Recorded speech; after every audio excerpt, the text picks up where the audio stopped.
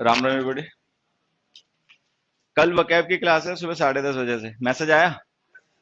चलो ठीक है। लोग बहुत डाउट से देखते हैं, क्या बात है? मैं वकैब पढ़ाता हूँ, ऐसा नहीं नहीं पढ़ाता हूँ। हाँ, छोड़ो ना। काय की क्लास है? हाँ, वो मैं पढ़ा दूंगा। और क्या? Sine theta cos theta sine theta, यही तो सब करना है, नाटक।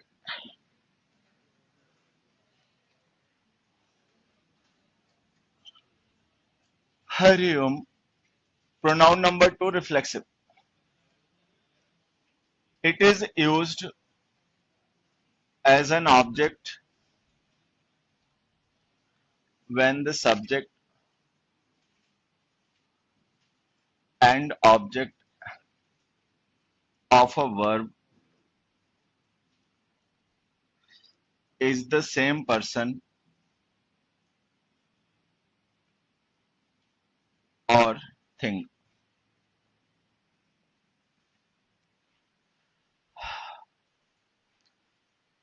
रिफ्लेक्सिव प्रोनाउंस का यूज हम ऑब्जेक्ट के तरीके से तब करते हैं जब किसी वर्ब का सब्जेक्ट और ऑब्जेक्ट सेम हो जाए, मतलब सब्जेक्ट भी वही हो, ऑब्जेक्ट भी वही हो।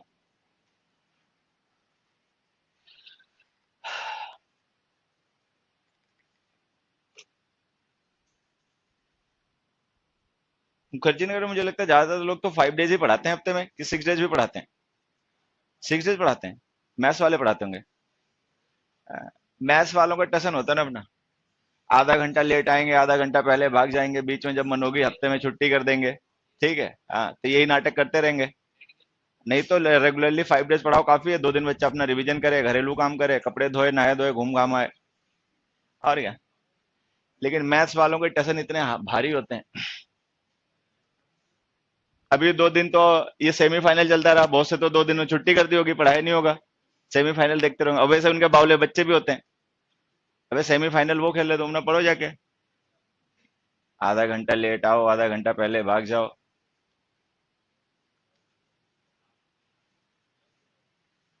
चल, देखो एक एग्जांपल से समझना। आई हर्ट मी। अब इस सेंटेंस में हम देख रहे हैं, हमारा जो सब्जेक्ट है ना वो फर्स्ट पर्सन है, आई। और ऑब्जेक्ट भी वही है, फर्स्ट पर्सन मी। अब देख रहे हैं यहाँ पे जिस पर्सन ने एक्शन परफॉर्म किया है, उसने एक्चुअल में किसी दूसरे पे उसका इफेक्ट ट्रांसफर ना करके खुद ही रिसीव कर लिया। मतलब इसने जो काम किया उसका इफेक्ट किसी और पे ना जाके इसी पे वापस आ गया। अब ये है रिफ्लेक्शन। इसके लिए लिखो रिफ्लेक्सिव केस माई सेल्फ। तो माई सेल्फ जो है ये रिफ्लेक्सिव प्रोनाउन है फर्स्ट पर्सन आई का। और इसका यूज हमें तब करना पड़ता है जब आई सब्जेक्ट ऑब्जेक्ट दोनों बन जाए। अब जिस तरीके से आई का रिफ्लेक्सिव प्रोनाउन ये माई सेल्फ है, वैसे बाकियों के भी अपने अपने होते हैं।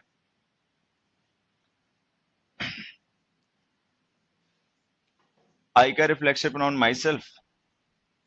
वी का आर सेल्फ्स। जो प्लूरल होते हैं उनके साथ सेल्फ्स लिखना। ही का यू एक के लिए भी होता है, एक से ज्यादा के लिए भी होता है। तो यू के रिफ्लेक्सिव प्रोनाउन दो होते हैं, एक योर सेल्फ और एक योर सेल्व्स। ही का रिफ्लेक्सिव प्रोनाउन हिमसेल्फ। शी का रिफ्लेक्सिव प्रोनाउन हर सेल्फ। और दे का देमसेल्व्स।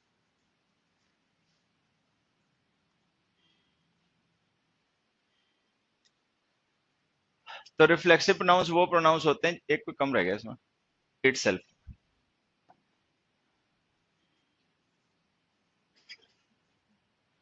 तो इन रिफ्लेक्सिव प्रोनाउंस की जरूरत हमें सेंटेंस में तब पड़ती है जब हमें कभी ऐसी सिचुएशन फेस करनी पड़ जाए जिसमें वर्ब का सब्जेक्ट ऑब्जेक्ट सेम हो। तो जब सब्जेक्ट ऑब्जेक्ट सेम हो तो ऑब्जेक्ट की जगह हमेशा रिफ्लेक्सिव प्रोनाउन लिखना। दूसरा क्वेश्चन देखो। He hurt myself. He hurt myself. अब यहाँ पे देखो, हर्ट वर्ब का सब्जेक्ट है थर्ड पर्सन ही, ऑब्जेक्ट है फर्स्ट पर्सन। अब सब्जेक्ट थर्ड पर्सन है, ऑब्जेक्ट फर्स्ट पर्सन है, तो रिफ्लेक्शन तो हुआ नहीं। अगर रिफ्लेक्शन नहीं हुआ तो रिफ्लेक्सिव प्रोनाउन गलत लिख दिया। ऑब्जेक्टिव केस लिखो मी। तो इसको लिखो ही हर्ट मी। तो रिफ्लेक्सिव प्रोनाउंस का यूज तभी करना जब सब्जेक्ट ऑब्जेक्ट सेम हो। अगर सब्जेक्ट ऑब्जेक्ट सेम ना हो तो इनका यूज मत करना। एक और एग्जांपल जैसे बात को समझना।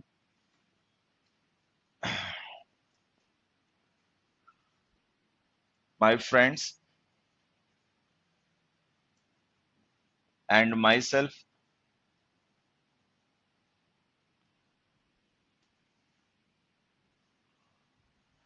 have been invited there.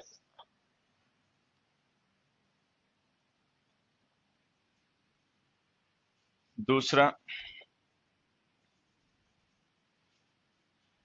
they have invited you and herself.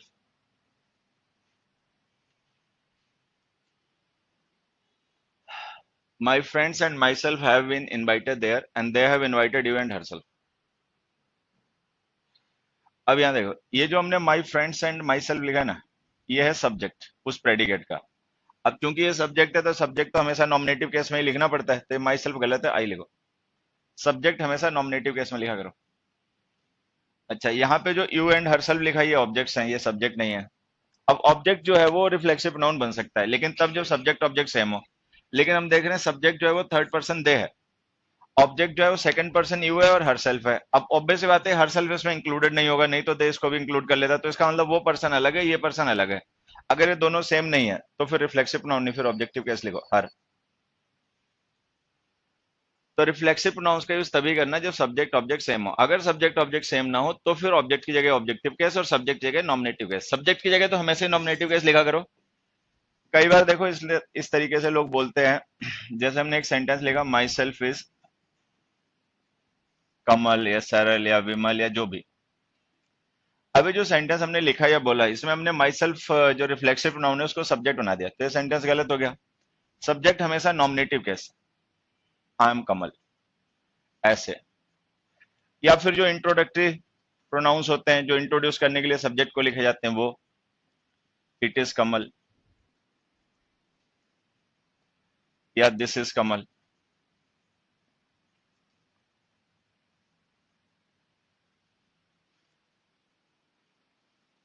तो सब्जेक्ट हमेशा नॉमिनेटिव केस में लिखा करो या फिर इंट्रोडक्टरी सब्जेक्ट लिखा करो, it is Kamal, this is Kamal. इन दोनों में डिफरेंस क्या होगा, it is Kamal this is Kamal में?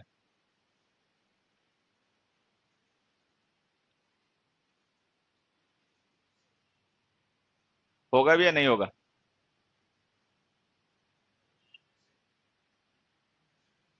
नहीं है? चलो किसी दिन बहुत मारूंगा, समझा? कैसे पता तुम्हें नहीं है? पता है इन दोनों में डिफरेंस क्या होता है? अगर ये कमल पर्सन नोन है, मतलब अगर ये कमल किसी ऐसे पर्सन से कह रहा है जिसको पता है कि कमल कौन है, मतलब अगर नाम बताने से वो जान जाएगा, तो फिर ये इट इज कमल। लेकिन अगर किसी को फर्स्ट टाइम इंट्रोड्यूस किया जा रहा है, ठीक है, मतलब कोई अननोन पर्सन अगर किसी को अपना नाम बता रहा है और किसी ऐसे को बता रहा है जो उसके नाम से उसे नहीं जान पाएगा, तो दिस इज कमल। मतलब दोनों में डिफरेंस यही होता है।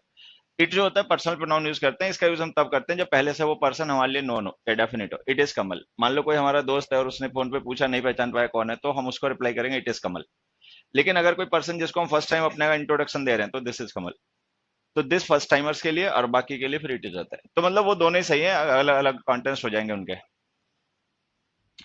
फिफ्थ क्वेश्चन देखो,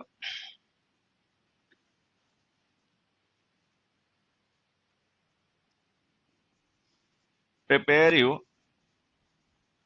well for the upcoming exams या exam.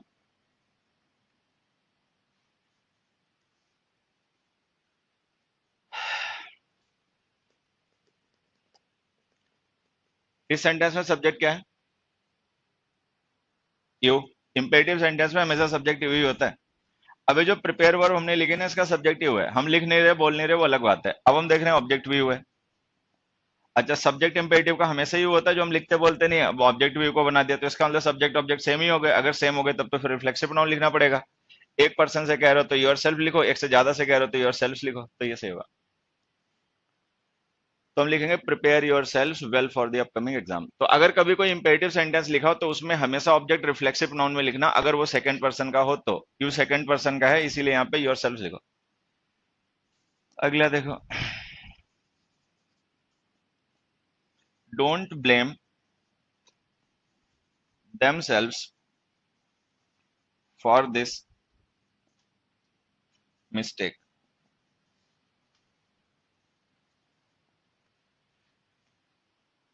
Don't blame themselves for this mistake. Don't blame verb का सब्जेक्ट क्या है? हाँ, यू. अब इस वर्ब का सब्जेक्ट भी यू है, मतलब सब्जेक्ट यू है लेकिन ऑब्जेक्ट है थर्ड पर्सन. तो अब सब्जेक्ट ऑब्जेक्ट सेम तो है नहीं, सब्जेक्ट है सेकंड पर्सन, ऑब्जेक्ट है थर्ड पर्सन. अगर सब्जेक्ट ऑब्जेक्ट सेम नहीं है तो ऑब्जेक्टिव कैसे लिखो? देम.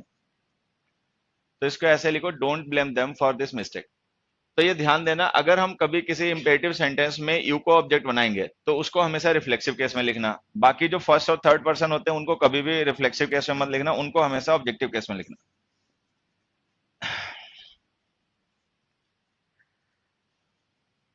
अगला देखो.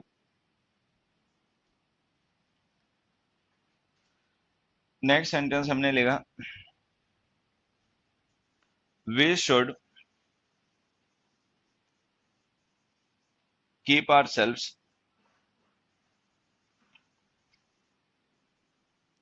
From such people. We should keep ourselves from such people. दूसरा देखो,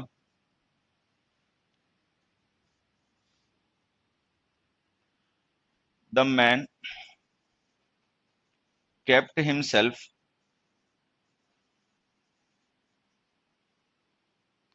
ready for the event.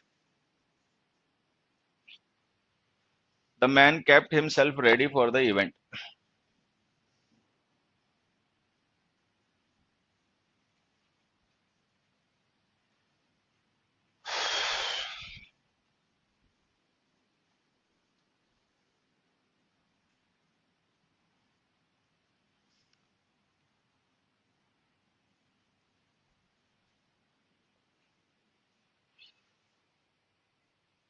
अब देखो, सबसे पहले तो बाद वाला समझ लो. इसमें जो हमने कीप वर्ब लिखी है ना, ये वर्ब यहाँ पे किसी एक्शन को रेफर नहीं कर रही, ये एक्चुअल में लिंकिंग वर्ब है जो उस पर्सन की स्टेट डिस्क्राइब कर रही है. और उस स्टेट के लिए हमने यहाँ पे एडजेक्टिव यूज किया है रेडी. वो जो रेडी एडजेक्टिव है ना, वो इस मैन का कॉम्प्लीमेंट है. तो अगर वो कॉम्प्लीमेंट है तो वर्ब लिंकिंग हो गई. लिंकिंग वर्ब इंट्रांसिटिव होती है, इंट्रांसिटिव का तो ऑब्जेक्ट आते नहीं, रिफ्लेक्सिव प्रोनाउन ऑब्जेक्टिव होता, तो ये गलत हो गया. तो इस सेंटेंस को सिंपली ऐसे लिखो, the man kept ready for the event. तो सबसे पहले तो ध्यान देना कि लिंकिंग वर्ब्स इंट्रांसिटिव होती हैं, उनके बाद रिफ्लेक्सिव प्रोनाउन मत लिखना. रिफ्लेक्सिव प्रोनाउंस ऑब्जेक्ट होते हैं, लिंकिंग वर्ब इंट्रांसिटिव होते हैं, उनके बाद ऑब्जेक्ट्स आते नहीं.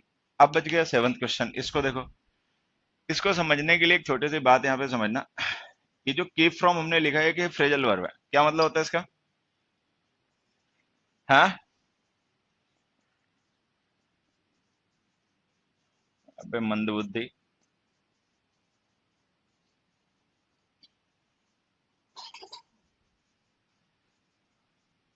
पटना पब्लिकेशन की किताबों के क्वेश्चन पूछ लो इनसे, सब रट्टा मारे बैठे हैं. Question number, page number, year number, set number, सुबह का सेट कि शाम का सेट, सब याद करे बैठे हैं. बस अकल की बात करो तो फिर बोर्डम हो जाते हैं, रट्टे की बात करो तो एकदम से चैंपियन हो जाते हैं.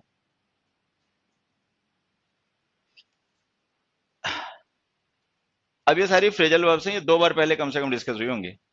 एक तो एक्स्ट्रा वोकैब की जो क्लास रही होगी उसमें डिस्कस की होंगी. चलो अभी यहाँ पे जरूरत है तो मैं एक बार फिर से बता देता हूँ. कीप अप का मतलब होता है to maintain. Who will keep it up. Keep it up का मतलब मेंटेन करना. जैसे हम किसी पर्सन को कहते हैं keep it up, keep it up का मतलब भी होता है मेंटेन इट. कीप बैक का मतलब होता है टू कंसील, किसी बात को छिपाना, बताना नहीं. He kept back the secret. Keep on का मतलब तो to continue. They kept on arguing, they kept on playing. Keep off का मतलब होता है to remain distant. To remain distant, किसी चीज से दूर रहना.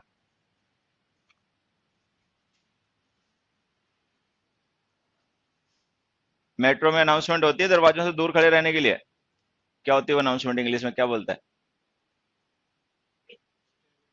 हाँ, stay away from door, doors.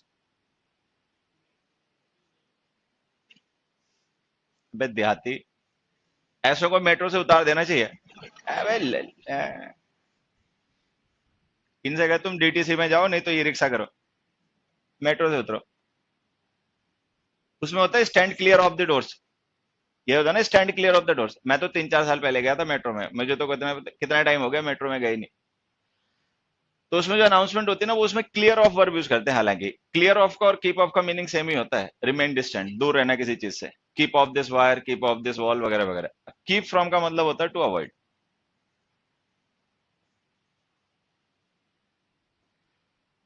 अब देखो इंग्लिश में एक इडियम होता है, to keep the wolf from the door.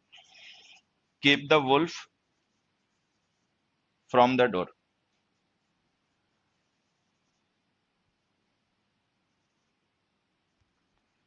Keep the wolf from the door, क्या मतलब होता है इसका? To avoid starvation. ठीक है। अब इसका मतलब होता है कि मतलब भूखों मरने से अपने को किसी तरीके से बचाना। मतलब स्टारवेशन का मतलब हो गया मुसीबत, मतलब कोई ऐसी मुसीबत जो जानलेवा है। तो उससे किसी तरीके से टालते रहना, उसको अवॉइड करते रहना कि हम बचे रहें थोड़े दिन। फिर खैर बकरे की अम्मा कब तक खैर मनाएंगी। तो keep the wolf from the door का मतलब ये होता है टू अवॉइड स्टारवेशन। तो ये जो कीप फ्रॉम हम यूज कर रहे हैं ना, इसका मतलब अवॉइड करना ही होता है। कीप फ्रॉम का मतलब अवॉइड करना। अब इस एग्जांपल में हमने यही फ्रेज और यूज कर रखी, कीप फ्रॉम। जरा एक बार देखना तो किस चीज को अवॉइड करने के लिए कहा जा रहा है, सच पीपल को या खुद को? अवॉइड किसको करना है, आर सेल्फ को या पीपल को?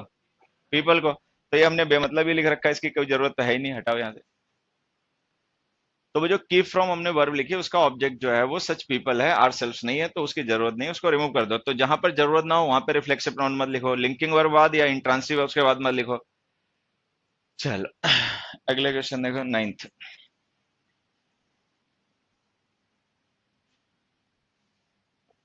दे will never absent again।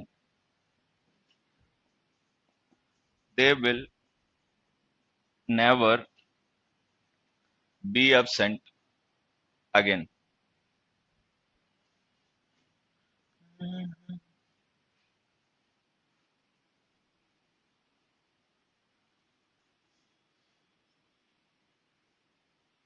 Black shirt. बेटा इन दोनों absent में डिफरेंस बता कोई। ये जो नाइन्थ क्वेश्चन में और 10th क्वेश्चन में absent वर्ड यूज किया, क्या इसमें कोई डिफरेंस नजर आ रहा है तुझे? अगर कोई डिफरेंस हो तो बता एक बार।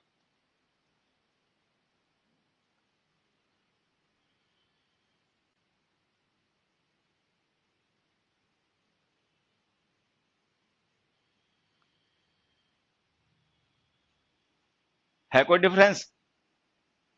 नहीं पता? वो कोई नहीं, पड़ोसी तू बता बेटा। नहीं पता तो कोई नहीं, पड़ोसन पड़ोसी है वो भी, बता। नहीं पता, पीछे बैठा। तुम तो अंकल कुछ बोलोगे ही नहीं। ठीक है, पड़ोसी। ये बदतमीज बैठे हैं सब पीछे एक साथ। तू बता। पीछे बिल्कुल, पीली टोपी लाल रुमाल। अबे इसमें देखो एस और ई आपस में मिले हुए हैं, इसमें अलग अलग है। ये देखो इनमें गैप है यहाँ पे कि नहीं है? एक तो यही डिफरेंस है, यहाँ पे एस और ई के बीच में गैप है, यहाँ पे कोई गैप नहीं, आपस में मिल गए। ये सब मिले हुए हैं, ये सब अलग अलग है। ठीक है, कैसे तुम्हारा उद्धार होगा सजल? ये वर्ब है और ये एडजेक्टिव है। ये विल हेल्पिंग वर्ब है, ये विल हेल्पिंग वर्ब है, ये बी मेन वर्ब है। अब यहाँ पे जो एब्सेंट है ना, ये वर्ब है। यहाँ पे एब्सेंट वर्ब नहीं, क्योंकि अगर ये वर्ब होती तो बी की फॉर्म के बाद या तो आईएनजी फॉर्म में या थर्ड फॉर्म में आती। बी की फॉर्म्स के साथ में जो वर्ब्स होती हैं वो आईएनजी फॉर्म में या थर्ड फॉर्म में लिखी जाती हैं। तो सेकंड सेंटेंस में जो हमने एब्सेंट लिखा वो वर्ब है, और बी लिंकिंग वर्ब के बाद में वो लिखा गया कॉम्प्लीमेंट है, वो एडजेक्टिव है। पहले वाले में जो हमने एब्सेंट लिखा वो वर्ब है। अभी जो एब्सेंट वर्ब होती है, इसका मतलब होता है एब्सेंट करना, डूइंग होती है। नहीं पहले से पता तो आगे ध्यान रखना, एब्सेंट का मतलब एब्सेंट होना नहीं, एब्सेंट करना होता है अगर ये वर्ब हो तो ये जो वर्ब होती है डूइंग होती है। तो अगर हमने लिख दिया दे विल नेवर एब्सेंट हुम विल दे नेवर एब्सेंट, तो बताना पड़ेगा क्योंकि ये डूइंग ट्रांसिटिव वर्ब है। अब या तो यहाँ पे कोई ऑब्जेक्ट लिखो, they will never absent you, they will never absent me, कुछ भी लिख दो। नहीं कुछ समझ में आया तो रिफ्लेक्सिव प्रोनाउन लिख दो, themselves. They will never absent themselves. अच्छा ये वाला सही है। तो ये अपना समझ लेना, ये पहचानना आना पड़ेगा, सीखना पड़ेगा कि क्या होता है एडजेक्टिव, क्या होता है वर्ब। तो अगर हम एब्सेंट वर्ड का use as an adjective use करें तब तो कोई बात नहीं, तब तो वो सेंटेंस सही है। लेकिन अगर एज अ वर्ब यूज करोगे तो ट्रांसिटिव वर्ब होती है, हमेशा ऑब्जेक्ट लिखना पड़ेगा। ऑब्जेक्ट नहीं लिखा होगा तो फिर रिफ्लेक्सिव प्रोनाउन लिख के भी सही किया जा सकता है। अगला क्वेश्चन देखो।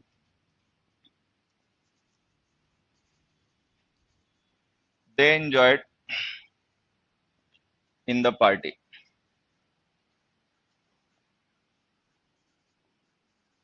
They enjoyed the party.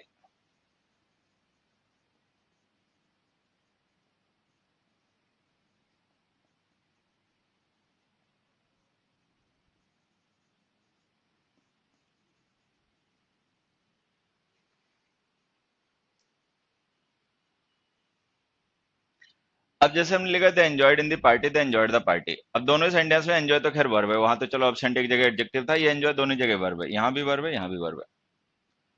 यहाँ पे जो पार्टी है वो इसका ऑब्जेक्ट है, हालांकि पार्टी वहां भी ऑब्जेक्ट है लेकिन वर्ब का नहीं, प्रिपरेशन का है, वर्ब का कोई ऑब्जेक्ट नहीं है। अच्छा, एंजॉय वर्ब भी डूइंग होती है और ट्रांसिटिव होती है। अगर हमने लिखा था enjoyed in the party, then there must have been something that they enjoyed. कुछ तो जरूरी रहा होगा जो उन्होंने एंजॉय किया, कहाँ है वो उसको बताना पड़ेगा, नहीं तो मीनिंग इनकम्प्लीट है।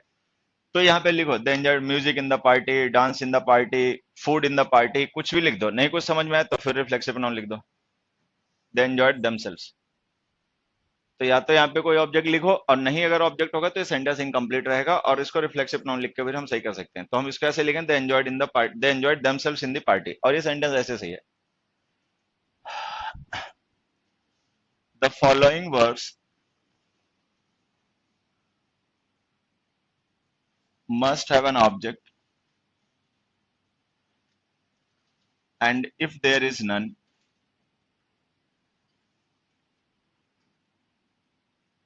then use a reflexive pronoun.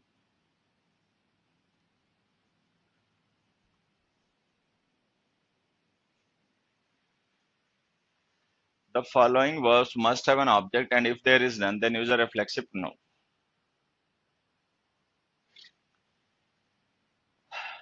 Absent, present, enjoy, avail, satisfy, introduce, disguise, exert, apply, acquit, pride,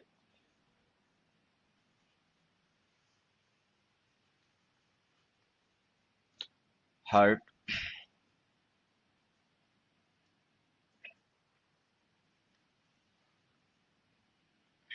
adapt, accustom, acclimatize,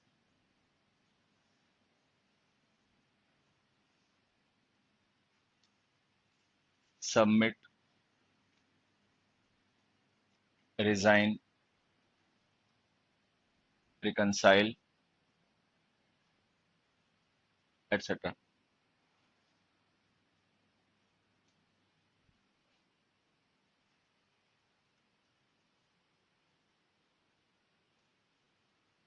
एक वर्ब इसमें प्रोस्ट्रेट और लिखना लास्ट में।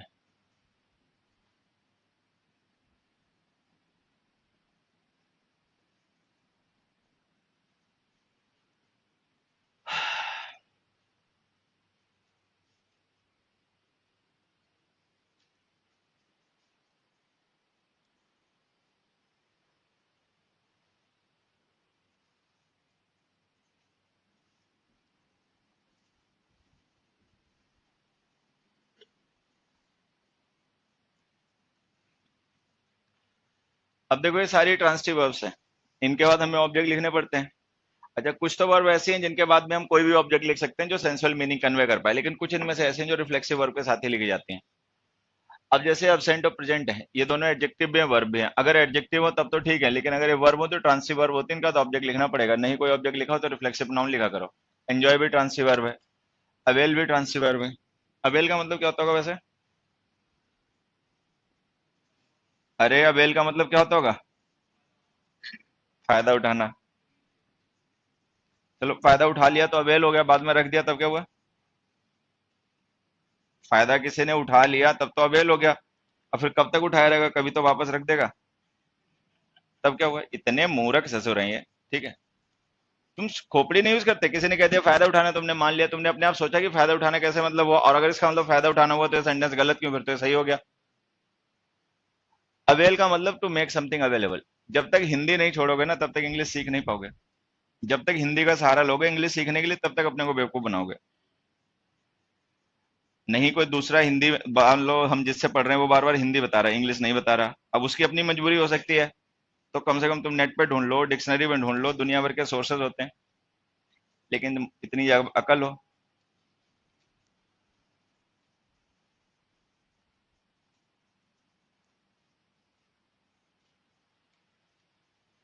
It means to make something available. Avail का मतलब to make something available, मतलब किसी चीज के लिए किसी चीज को अवेल कराना। अब जब भी हम कोई चीज अवेल कराएंगे तो कोई ना कोई तो उसका बेनिफिशियरी भी होगा जो उसको अवेल करेगा।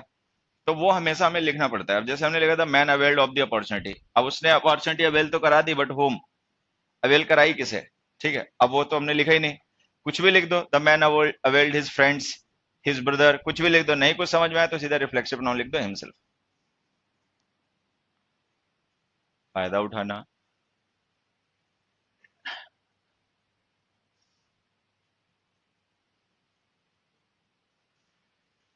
चलो ये अवेल हो गया। उसके बाद में क्या, सेटिस्फाई। अब सेटिस्फाई वर्ब का मतलब भी सेटिस्फाई करना होता है, तो इसके साथ भी हमें ऑब्जेक्ट लिखना पड़ता है। नहीं कोई ऑब्जेक्ट दिखाओ तो रिफ्लेक्सिव नाउन लिख के सही कर लिया करो। इंट्रोड्यूस का मतलब इंट्रोड्यूस करना होता है, ये भी डूइंग वर्ब है। अब जैसे मान लो अगर हम लिख दें he introduced to the chief guest.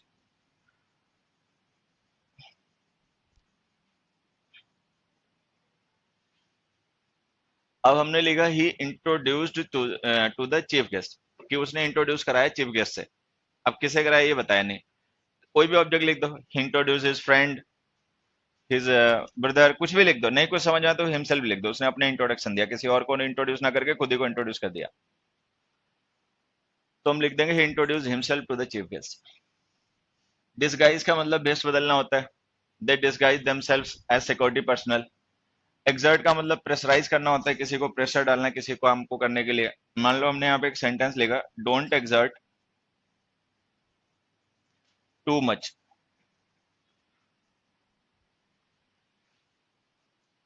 Don't exert too much. अभी जो डोंट एक्सर्ट टू मच हमने लिखा ना, इसमें अगर ये टू मच ऑब्जेक्ट हो तब तो सेंटेंस सही है, लेकिन ये टू मच ऑब्जेक्ट नहीं है, एडवर्ब है, एडवर्ब ऑफ डिग्री। तो अगर ये एडवर्ब है तो ऑब्जेक्ट कहाँ गया? एक्सर्ट ट्रांसिटिव वर्ब होती है। अगर हम कह रहे हैं डोंट प्रेशराइज, तो किसको प्रेशराइज नहीं करना ये भी बताना पड़ेगा। कोई भी लिख दो, don't exert him, don't exert me, don't exert them, नहीं कुछ समझ में आया तो रिफ्लेक्सिव प्रोनाउन ही लिख दो। यहाँ पे यू सब्जेक्ट है तो यू के अकॉर्डिंग लिख दो योरसेल्फ।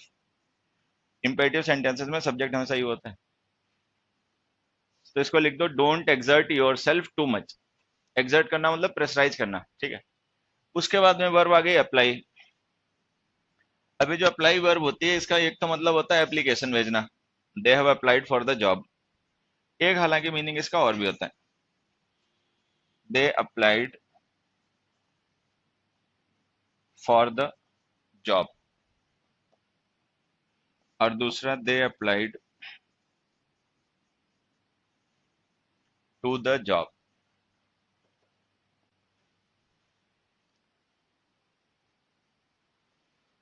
अब अगर अप्लाई का मतलब है एप्लीकेशन भेजना, जैसे कि पहले वाले सेंटेंस में, तो हमें इसके साथ में वर्ब फॉर लिखनी पड़े, मतलब प्रिपरेशन फॉर लिखनी पड़ती है, और तब ये सेंटेंस सही है। They have applied for the job का मतलब है they have sent application for the job. अच्छा, लेकिन अगर हम अप्लाई के साथ में वर्ब टू लिखेंगे ना तो इसका मतलब एड्रेस करना हो जाता है। एड्रेस का मतलब काम में लगाना, डिवोट करना। तो ये जो अप्लाई वर्ब होती है इसका एक मतलब डिवोट करना भी होता है। To apply means to devote, किसी काम में खुद को लगाना या अपने टाइम को, या जो भी मतलब डिवोट करना, सीधा मतलब ये होता है। जब भी हम इसके बाद टू प्रिपरेशन लिखे ना तो इसका मतलब वही होगा। अब जैसे हमने लिखा they applied to the job, तो इसका मतलब है they devoted to the job. What did the devote, क्या डिवोट किया बताना पड़ेगा।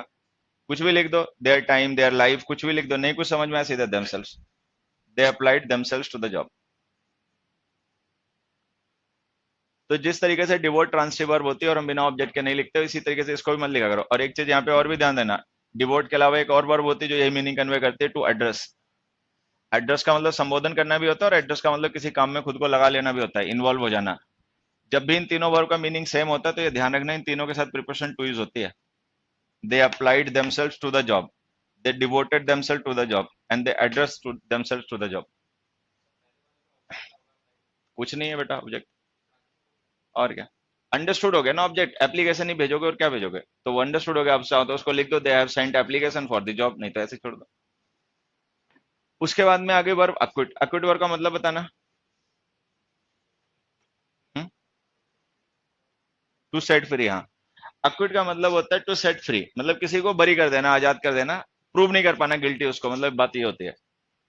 लेकिन इसका एक मतलब और भी होता है, और जो मीनिंग उसका दूसरा होता है उसकी हमें यहाँ पे जरूरत है। दूसरा इसका मतलब होता है to mind one's piece and cues.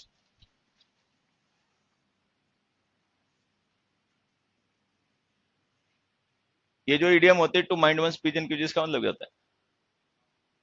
हाँ, ये जो इडियम होता है to mind one's piece and q's, इसका मतलब क्या होता है? To behave oneself. कहो कुछ भी, लेकिन इसका मीनिंग ये होता है।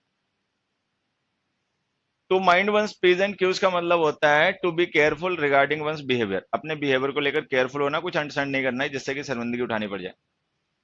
To mind one's piece and Q's. Acquit का भी ये मतलब होता है। अब अक्विट का मतलब बरी करना भी होता है आरोप से, प्रूव नहीं कर पाना, और अक्विट का मतलब ये भी होता है। जब अक्विट का मतलब ये होगा ना, तो इसके बाद में रिफ्लेक्सिव नाउन लिखा करो, जैसे बिहेव के साथ वन सेल्फ लिखा है। जैसे हमने एग्जांपल यहाँ पे लिखा, द बॉय अक्विटेड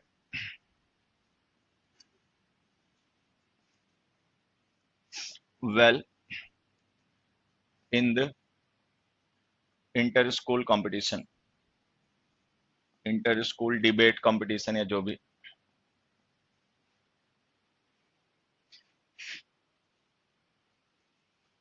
अब यहाँ पे अक्विट का मतलब क्या बरी करना हो सकता है?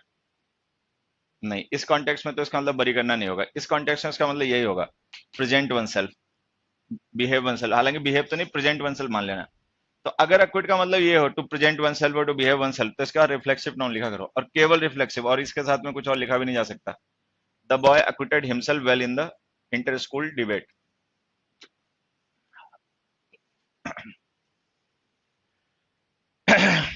प्राइड नाउन भी होता है, वर्ब भी होता है। जब वर्ब होता है तो इसके साथ में रिफ्लेक्सिव नाउन लिख दिया करो। He prides himself, he prides himself का मतलब हो जाता है he is proud of himself. Hurt भी ट्रांसिटिव वर्ब होती है, इसके साथ में रिफ्लेक्सिव नाउन लिखा करो। नहीं कोई हो तो कोई भी ऑब्जेक्ट लिख दो, नहीं कोई हो तो रिफ्लेक्सिव नाउन लिख दो।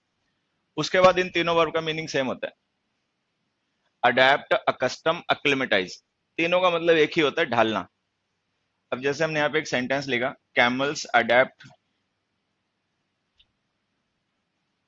To the hot climate of deserts, to the hot climate in desserts.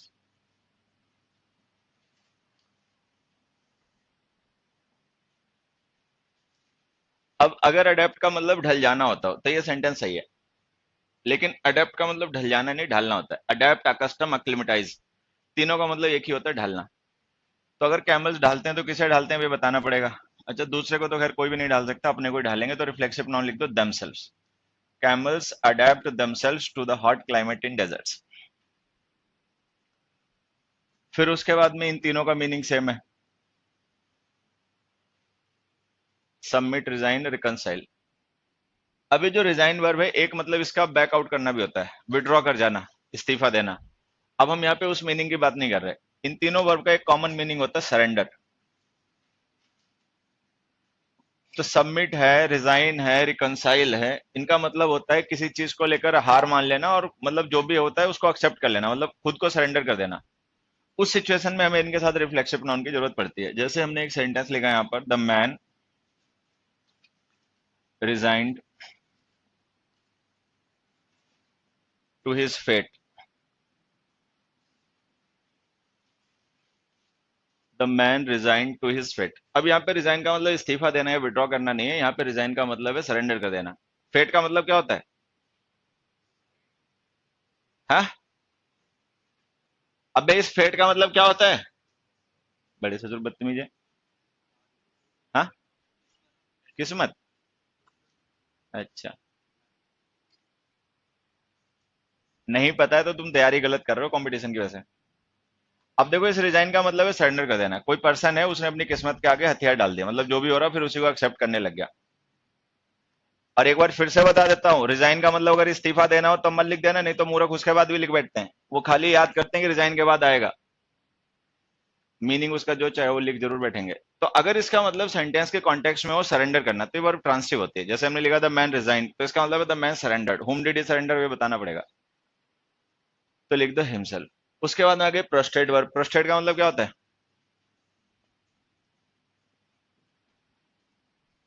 मौज। The people prostrated themselves before the king। देखो इसका मतलब क्या हो सकता है यहाँ पे?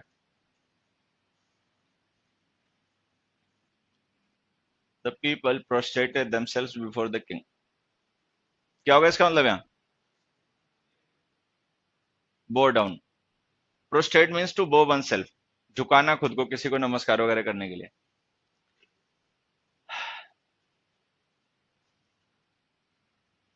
तो ये वर्ब्स ध्यान रखना, और जिस मीनिंग में बताए हैं वो ध्यान रखना, नहीं तो लोग अंट सेंट बस वर्ब याद कर लेते हैं कि अब सेंट के साथ में themselves आएगा, मीनिंग जो चाहे वो बना रहे। अब उन्हें पता है कि एंजॉय के साथ में themselves आएगा, चाहे पहले से ऑब्जेक्ट लिखा हो, लेकिन वो लिख जरूर बैठेंगे तब तक। तो जो मीनिंग बताए और जिस कॉन्टेक्स्ट में बताया उसी कॉन्टेक्स्ट में यूज करना। उसके बाद अगला क्वेश्चन देखो। अगला क्वेश्चन हमने लिखा the man stopped himself before the zebra crossing.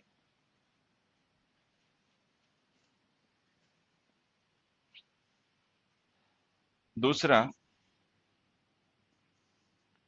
The sun has hidden itself behind the clouds।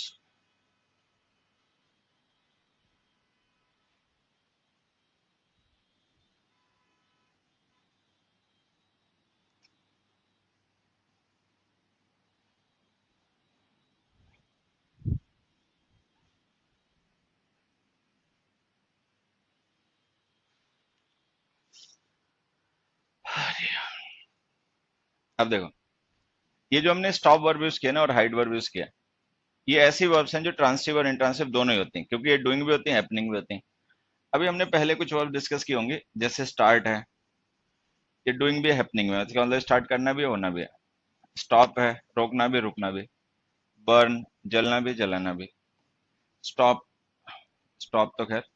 Open, close, hide, change, bathe, prove, melt, boil, break, cook.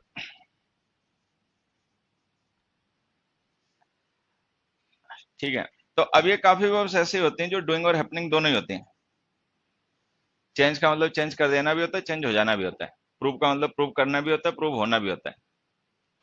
अब ऐसी वर्ब्स जो डूइंग और हैपनिंग दोनों ही होती हैं, इनके साथ में रिफ्लेक्सिव नाउन मत लिखा करो। उस सिचुएशन में इन्हें हैपनिंग मान के ट्रीट किया करो, ना कि डूइंग। तो ये जो हमने इटसेल्फ हिमसेल्फ लिखे गलत। अब अगर यहाँ पे कोई दूसरा ऑब्जेक्ट होता तो हम जरूर लिखते, the man stop the car, the man stop the scooter, जो भी। लेकिन इस सिचुएशन में इसको ये मानो कि मैन ने रोका नहीं बल्कि वो खुद रुका है, मतलब इसको हैपनिंग ट्रीट करना पड़ेगा। उसी तरीके से सन ने किसी को हाइड नहीं किया बल्कि वो हाइड हो गया है, तो ये हैपनिंग है, ये भी हैपनिंग है। तो अभी अपना ध्यान रखना है कि ऐसी वर्ब्स जो डूइंग और हैपनिंग दोनों ही होती है, उनके साथ में रिफ्लेक्सिव नाउन्स अवॉइड किया करो। उस सिचुएशन में उन्हें हैपनिंग माना करो।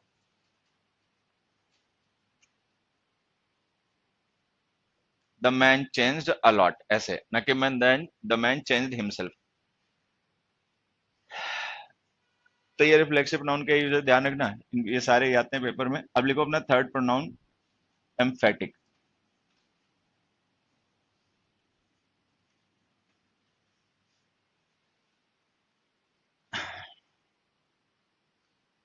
देखो ये जो एम्फेटिक प्रोनाउंस होते हैं, इनका जो हम सेंटेंस में यूज करते हैं वो एम्फेसाइज करने के लिए करते हैं। It is use to emphasise. ये ऐसे प्रोनाउंस होते हैं जिनका यूज एम्फेसाइज करने के लिए किसी को किया जाता है। एक एग्जांपल से समझे, we ourselves saw him there.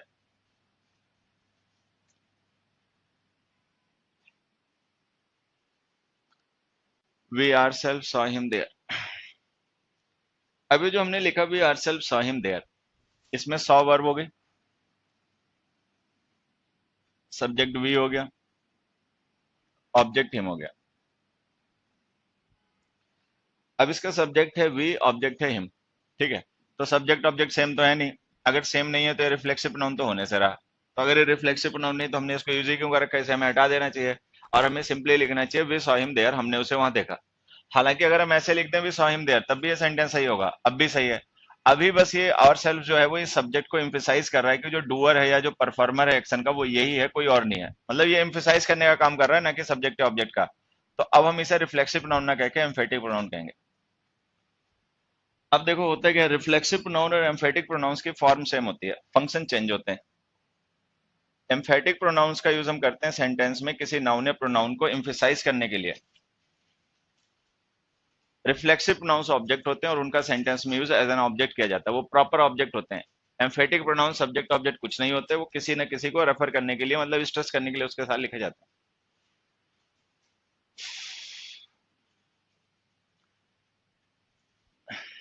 दूसरा एग्जांपल देखो,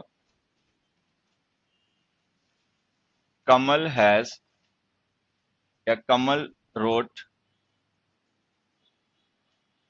himself this poem.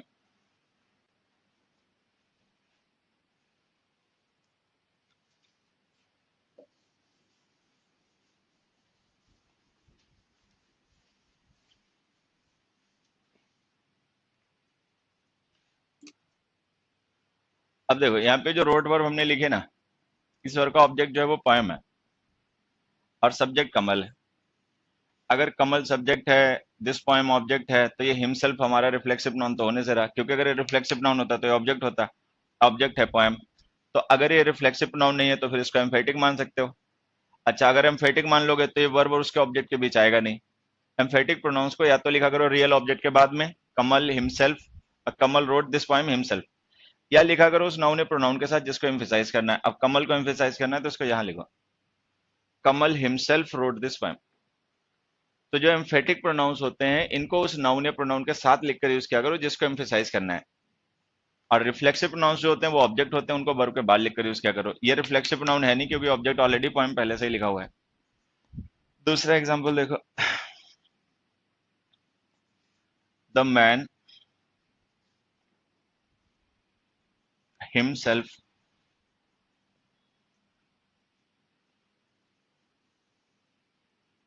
Blamed for the confusion. एक सेंटेंस। दूसरा,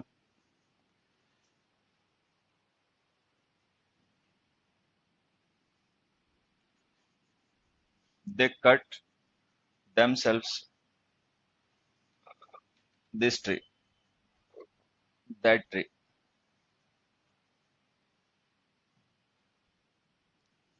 फिर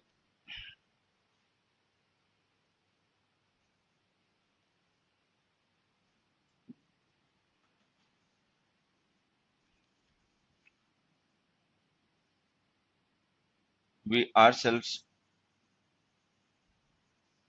accustomed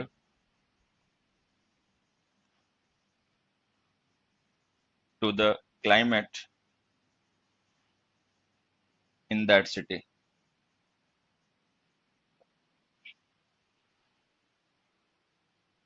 अब देखो ये दो तीन सेंटेंस हमने और लिखे इसी टाइप के। The man himself blamed for the confusion, they cut themselves that tree, and we ourselves accustomed to the climate in that city। अब देखो ये जो हमने अकस्टम्ड लिखा ना, अभी हमने पढ़े डूइंग वर्ब होते हैं। अकस्टम का मतलब ढल जाना नहीं, ढालना होता है। तो अगर हम लिख रहे हैं वी अकस्टम्ड, हमने ढाल दिया, तो ये ट्रांसिवर हो गया, इसको ऑब्जेक्ट भी चाहिए होगा। अच्छा, इतना तो कॉमन सेंस है ही कि हम दूसरे को तो ढालने से अपने को अडेप्ट कर पाएंगे। तो इसका मतलब ये जो हम आरसेल्फ लिख रहे हैं ना, ये हमारी इस अकस्टम वर्ब का ऑब्जेक्ट है। अगर ये ऑब्जेक्ट है तो ये रिफ्लेक्सिव नाउन हो गया। अच्छा, चूंकि रिफ्लेक्सिव नाउन्स ऑब्जेक्ट होते हैं तो वो वर्ब के बाद लिखे जाते हैं, तो इसको वर्ब के बाद लिखो, we accustomed ourselves to the climate in that city.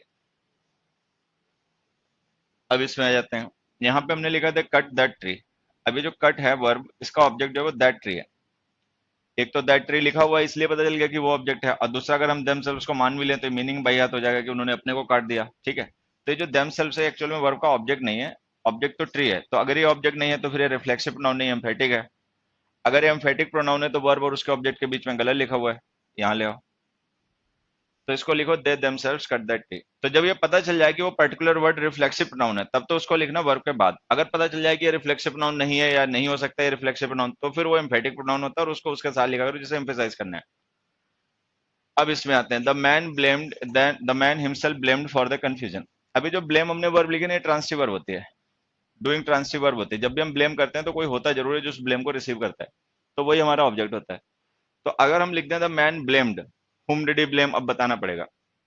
अब या तो कोई भी ऑब्जेक्ट बता दो, he the man himself blamed you, या कुछ भी लिख दो। नहीं कुछ समझ में आया तो ये मान के चलो कि फिर ये हिमसेल्फ जो है ना, ये रिफ्लेक्सिव नाउन है, उसने खुद को ही ब्लेम किया, दूसरों को नहीं। अगर ये ऑब्जेक्ट है तब तो फिर वर्ब के बाद लिख दो।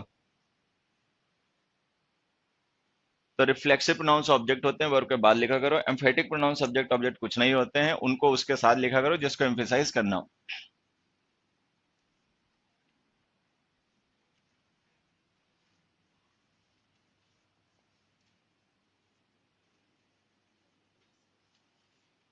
रेसिप्रोकल, हाँ बिल्कुल यूज हो सकते हैं, क्यों नहीं हो सकते।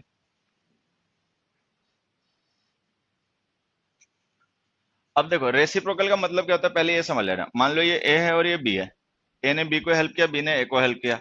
तो उन्होंने क्या किया, सेम एक्शन को ही रेसिप्रोकेट कर दिया एक दूसरे पे, मतलब इसने जो एक्शन उसके साथ परफॉर्म किया वो इसने इसके साथ कर दिया, तो ये रेसिप्रोकेशन है। इस रिलेशनशिप को एक्सप्रेस करने के लिए इंग्लिश में दो प्रोनाउन होते हैं जिन्हें हम रेसिप्रोकल प्रोनाउन कहते हैं, एक ईच अदर और एक वन अदर।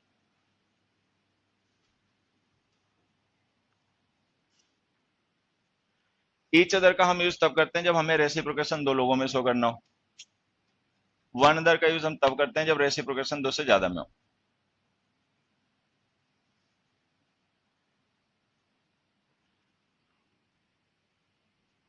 जैसे कि बोथ द टीम्स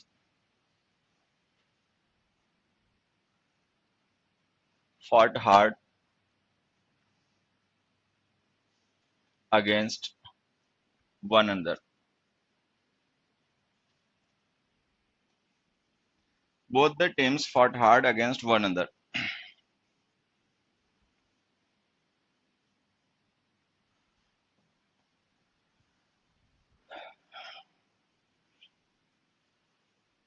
अब देखो अगर यहाँ पे बोथ ना लिखा होता था तब से चलो हम ये मान के चलते किसी एक टूर्नामेंट में बहुत सी टीम पार्टिसिपेट कर रही है, उनकी सबकी बात हो रही है, ठीक है। लेकिन जब बोथ लिख ही दिया तब तो ये कोई कंफ्यूजन ही नहीं बचा, तब तो क्लियर ही हो गया बात दो की हो रही है। अगर बात दो की हो रही है तो वन अंदर तो गलत लिख बैठे, फिर तो ईच अदर ही लिखो।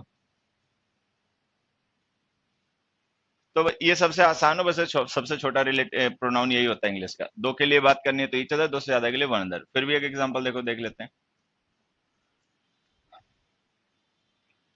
Ram and Shyam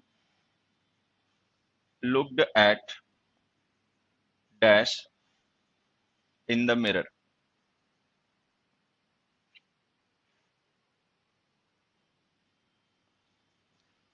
Ourselves, one another,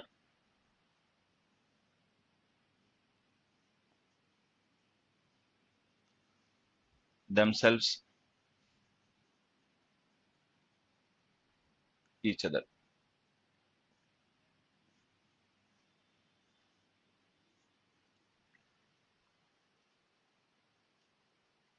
चलो, अब ये चार ऑप्शन है, इनमें से देखो कौन सा ऑप्शन हमारा आंसर होगा।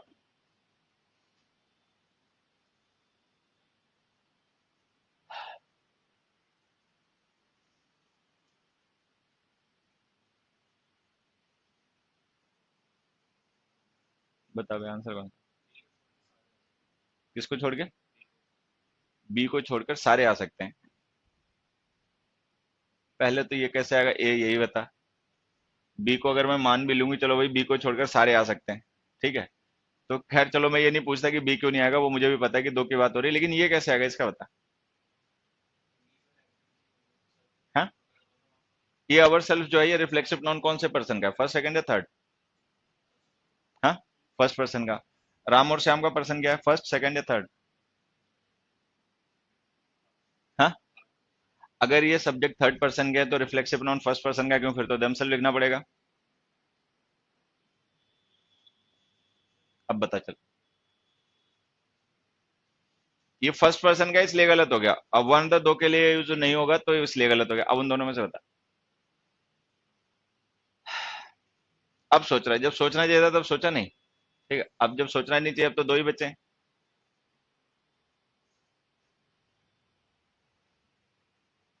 अबे सोच रहा है कि एक्टिंग कर रहा है?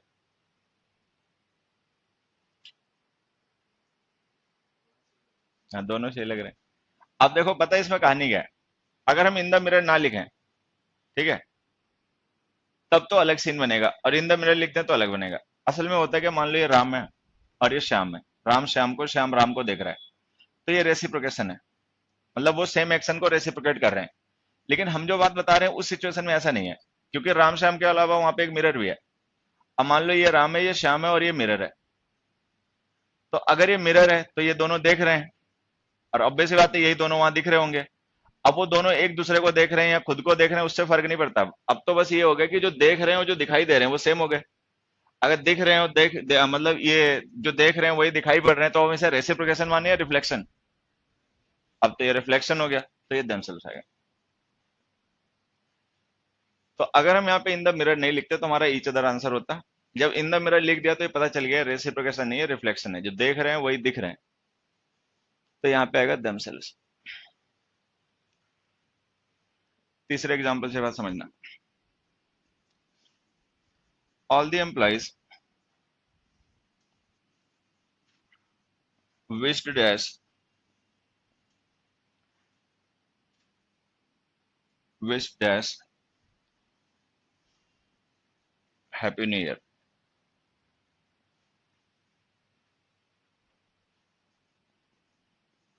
All the employees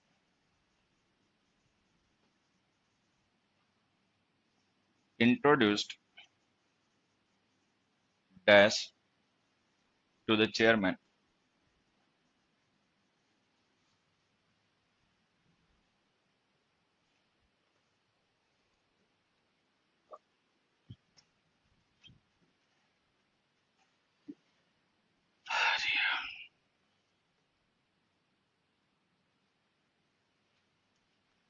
अब देखो, जैसे एम्प्लॉयज ने विश किया हैप्पी न्यू ईयर, तो जिसने विश किया होगा उसने खुद को या दूसरे को? दूसरे को। दूसरे ने उसे। तो ये रेसिप्रोकेशन या रिफ्लेक्शन? Reciprocation, one another. अच्छा, नेक्स्ट में जिसने इंट्रोड्यूस किया होगा उसने खुद को या दूसरे को? खुद को। इंट्रोडक्शन खुद का, तो ये रेसिप्रोकेशन या रिफ्लेक्शन? रिफ्लेक्शन, तो देमसेल्व्स। तो ये ध्यान रखना, रेसिप्रोकेशन और रिफ्लेक्शन में डिफरेंस होता है।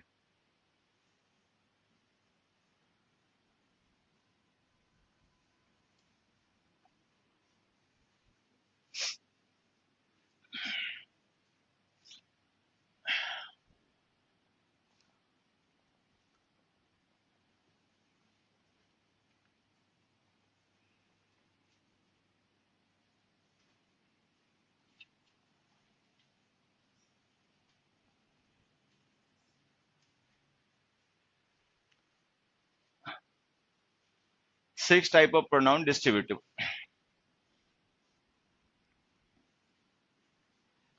अब देखो, जब लार्ज नंबर ऑफ थिंग्स को या लार्ज नंबर ऑफ पीपल को हमें एज यूनिट रेफर करना होता है तो हम उनको डिस्ट्रीब्यूटिव प्रोनाउन के थ्रू रेफर करते हैं। अगर वो नंबर जो है वो दो या दो से ज्यादा का है तब तो ईच। अगर वो दो से ज्यादा ही है तो एवरी।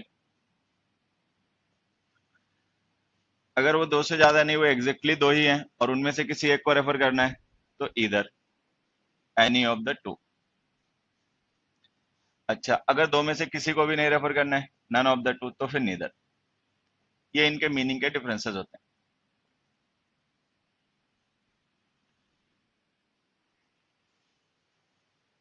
तो ईदर का मतलब है एनी ऑफ द टू, दो में से कोई एक। नीदर का मतलब है नन ऑफ द टू, दो में से कोई भी नहीं। और अगर हमें हर एक को रेफर करना है दो में तो ईच, दो से ज्यादा में हर एक को रेफर करना है तो भी ईच, हालांकि दो से ज्यादा के लिए एवरी भी हो जाता है। अब ईच एवरी शायद हम लोगों ने पहले डिस्कस कर रखे हैं डिटर्मिनर्स में, मैं फिर भी एक बार रिवीजन करने के लिए दो चार क्वेश्चंस लिख देता हूँ, इन्हें अपने आप सही करना।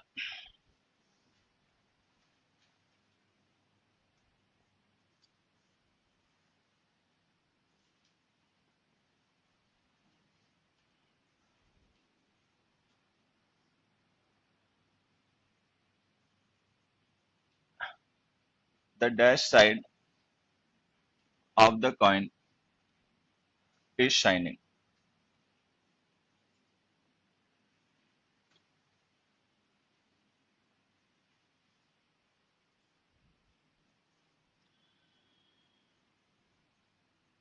The man knows the capital of dash state in India.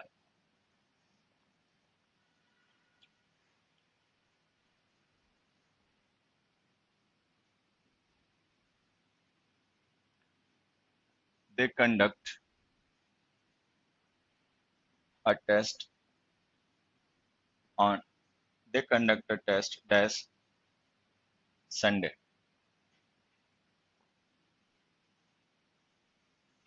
Fourth,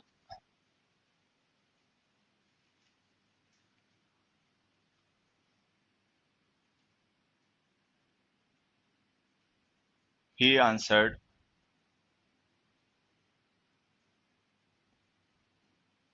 most questions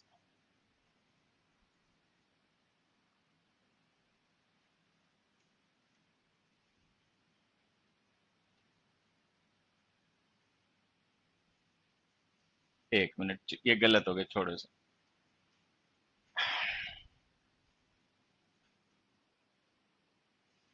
There are some boys in the park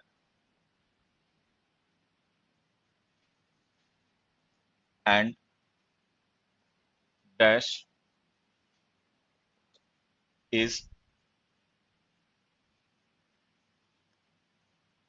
dash is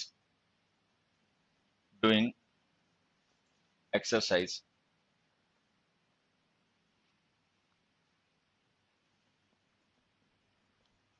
Almost almost dash team has a coach या हैज अ bowling coach, ऐसे लिखना।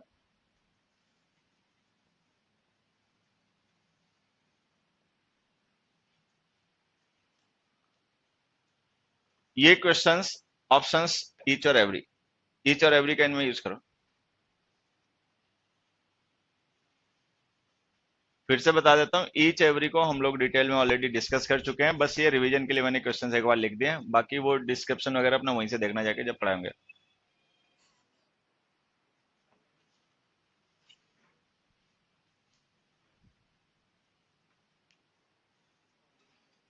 क्या हुआ था, क्या हुआ था, खराब हो गया फोन, क्या हो गया था?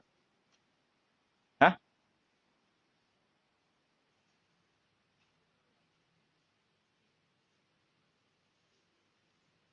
फर्स्ट में क्या लिखा, कैसे पता ईच ही आएगा? दो ही साइड होती हैं, तो साइड दो ही होती हैं कॉइन में, तो ईच। नेक्स्ट में क्या लिखा, ईच ही क्यों लिखा, ईच ही क्यों लिखा? हाँ, नंबर डेफिनिट है, इंडियन स्टेट्स जो है वो डेफिनिट है, कितनी है, 29। तो the man knows the capital of each state in India, तो there are definite number of states in India and everyone knows there are how many states in India. So when the number is definite that we are referring to, always use each. तो अगर वो number जो definite हो उसके लिए each लिखा करो, तो जो डेफिनेट नाउंस होते हैं उनके लिए ईच लिखा करो, दो हो तो उनके लिए भी ईच लिखा करो। दे कंडक्ट टेस्ट डेस्ट संडे, अब संडे डेफिनेट या जनरल? जनरल, कोई डेफिनेट संडे की बात तो हो नहीं रही, तो ईच हटाओ, एवरी लिखो। तो अगर नाउन डेफिनेट ना हो तो उसके साथ एवरी लिखा करो। बाकी चाहे अपनी बात ध्यान रख सकते हो कि जब हमें किसी फ्रीक्वेंसी को रेफर करना हो काम के होने की, तो एवरी लिखा करो। जब हम फ्रीक्वेंसी रेफर करते हैं तो टाइम का वाला वर्ड जो होता है वो डेफिनेट नहीं होता, जनरल होता है, तो इसलिए every. They conduct a test every Sunday. Next में आ जाओ। There are some boys in the park and dash is doing exercise. कैसे पता तुम्हें बॉयज जो है दो ही है, या बॉयज का नंबर कैसे पता कितने हैं, क्या पता दो से ज्यादा हो।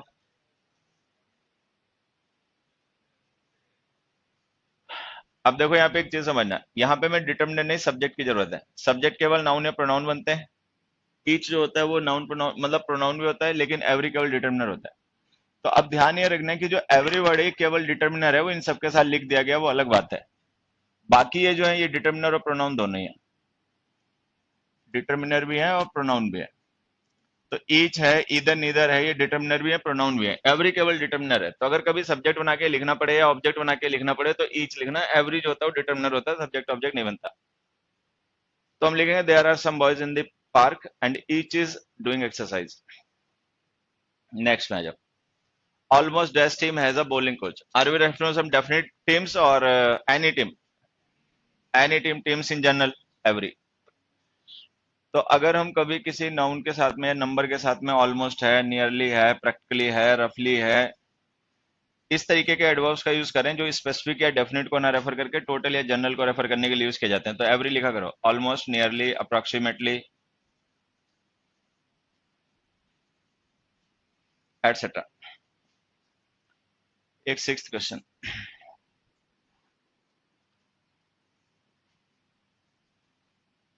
यहाँ देख।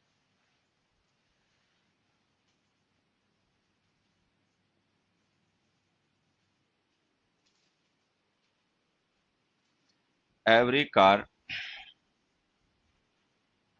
Does not run on CNG.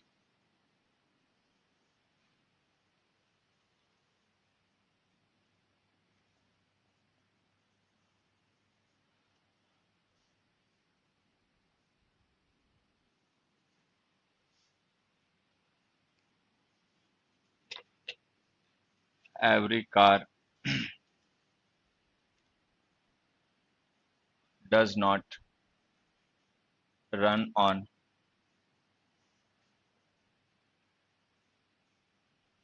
milk। चले दोनों सही करो। Every car does not run on milk and every car does not run on CNG।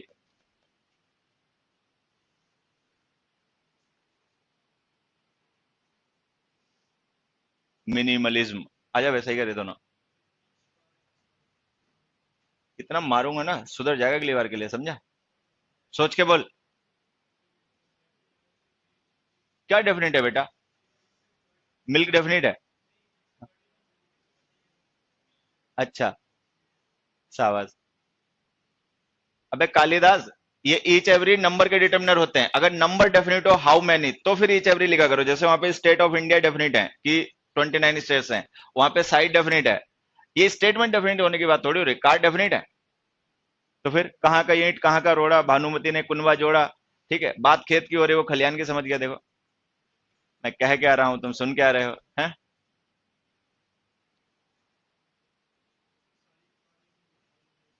हाँ।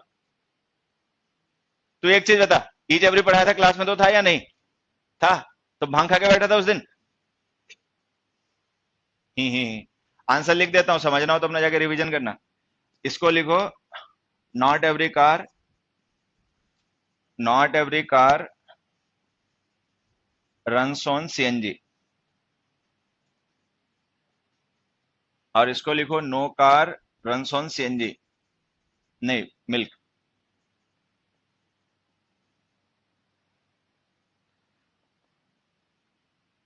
और अगर तुम्हें लगता है ये सीखना जरूरी है तो अपना रिवीजन करना जाके, क्योंकि मुझे तो लगता है ये जरूरी है, इसलिए मैं पहले सिखा चुका हूँ काफी डिटेल में। तो no car runs on milk, इस सेंटेंस का आंसर ये हो जाएगा। और इसका आंसर ये हो जाएगा, not every car runs on CNG. Not every car का मतलब है some cars run on CNG and some don't. अब अगर समझ में आ गया हो ये क्यों ऐसा हुआ, तब तो बहुत अच्छी बात है, कायदे से समझ में आना भी चाहिए। और नहीं समझ में आया तो अपना जहां ईच एवरी डिटर्मिनर पढ़ाए होंगे उस क्लास को रिवाइज करना। तो देखो ये तो थे ईच एवरी पे based questions, we have already discuss this, हम पहले इनको डिस्कस कर चुके हैं। अब जरा इधर इधर की बात कर लेते हैं।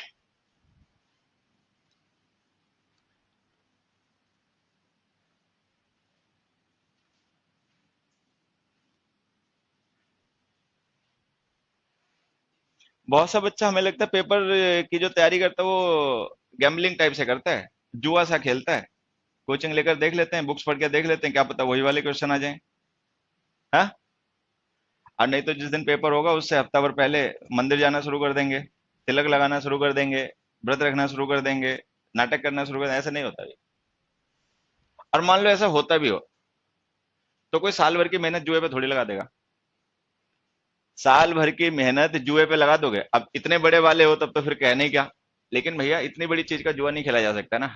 एक एग्जाम फेल होने का मतलब पूरा साल चला गया, पूरे साल की मेहनत। अब साल चला गया वो छोड़ो, इंग्लिश में एक बड़ी अच्छी कहावत होती है, नथिंग सक्सेस लाइक सक्सेस। कोई भी चीज जो होती है ना, सक्सेस से अच्छा मोटिवेशन नहीं होती है। जो पर्सन पहला एग्जाम पास कर लेता है, नेक्स्ट एग्जाम पास करने के उसके चांसेस बढ़ जाते हैं, क्योंकि उसको एक बूस्ट मिलता है, कॉन्फिडेंस मिलता है। अच्छा जो पहला फेल हो गया, ठीक है, तो फिर कहीं ना कहीं पे फिर उसका मॉरल टूट जाता है। ठीक है, सेंसिबल होगा तो उसका मॉरल टूट जाएगा, क्योंकि उसको लगा मेरी मेहनत बेकार चली गई। अच्छा जो सेंसिबल नहीं होगा वो उसको एक्सेप्ट कर लेगा, उसकी आदत बन जाएगी फेल होने की, फिर वो एक्सेप्ट ही कर लेगा कि मैं तो फेल होता ही हूँ, तो एक हो गया था एक और हो जाऊंगा। ठीक है। अच्छा जो सेंसिबल है उसका मॉरल टूट जाएगा, वो सोचेगा भाई इतनी मेहनत करी, सब कुछ करा, कोचिंग भी लिया, फिर फेल हो गए। अब दोनों को नुकसान, जो बेअकल है उसको भी नुकसान, क्योंकि उसने अब अपनी आदत डाल ली फेल होना। ठीक है, और वो इतना माइंड ही नहीं करेगा चीजों को, सेंटिमेंटली लेगा ही नहीं। अच्छा जो सेंटिमेंटल है उसको नुकसान ज्यादा। तो हमें पहली बार में कोशिश भरपूर करनी चाहिए। वो अलग बात है फेल हो जाएंगे पास हो जाएंगे फिर उसके हिसाब से अपनी तैयारी करेंगे, लेकिन पहली बार में कोशिश भरपूर करनी चाहिए। जुए के जैसे नहीं खेलना चाहिए, लोग कोचिंग लेके देख लेते हैं, फॉर्म भर के देख लेते हैं, हो गया तो ठीक है, नहीं हो गया तो ठीक है। तब तो बहुत खतरनाक ट्रेंड है ये बहुत खतरनाक ट्रेंड है। और ये ऐसा ट्रेंड है, ये आदत खराब करेगा जिंदगी भर के लिए। फिर फेलियर कभी तुम्हें चुभेगा नहीं, वो तुम सेट एक्सेप्ट कर लोगे हर बार। तो ये है। तो जब ये चीजें पढ़ाई जाती हैं इनका रिवीजन करो, प्रैक्टिस करो। पढ़ा दिया तब भी देखो ऐसे ही बैठे। खैर ईच एवरी पे हो गया, इधर पे आ जाओ। None of his parents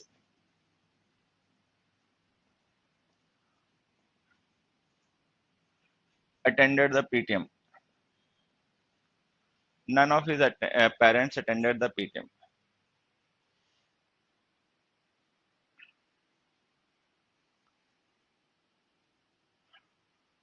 murrum shirt answer.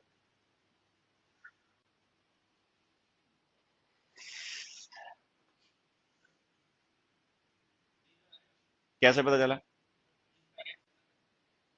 हाँ,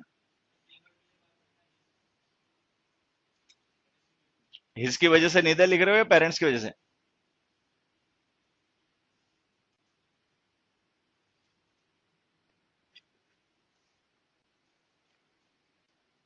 अबे नीदर किसकी वजह से लिख रहे हो, हिज की वजह से या पेरेंट्स की वजह से? पेरेंट्स की वजह से।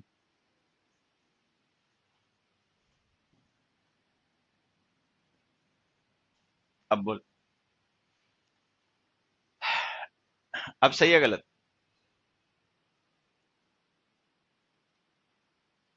अब बोलेगा ही नहीं देखो।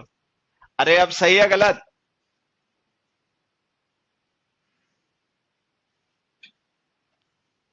दूं? हाँ, अब सही है गलत? सही है ना?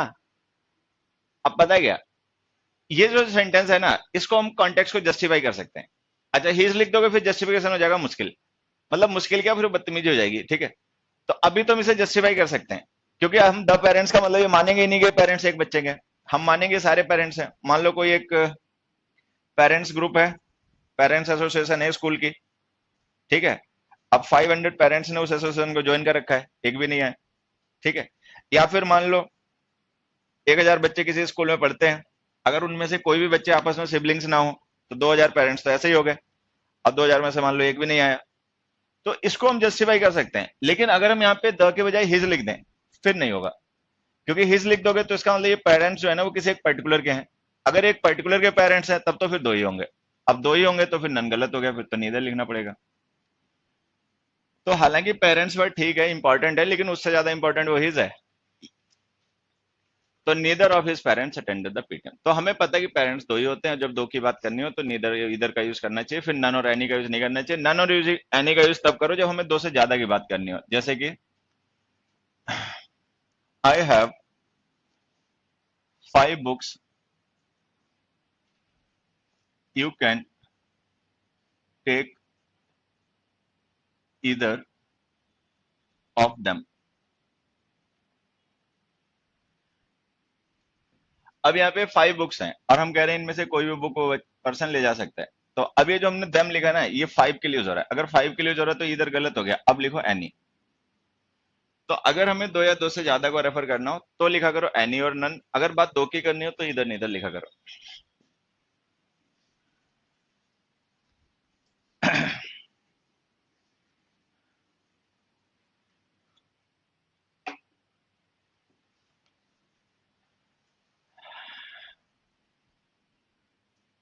एक क्वेश्चन देखो,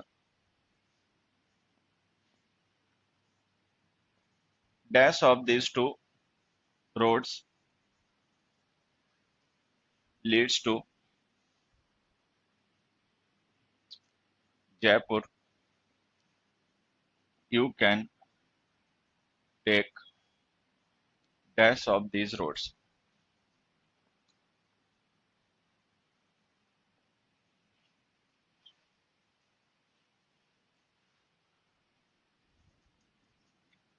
एक मिनट, इधर ईच,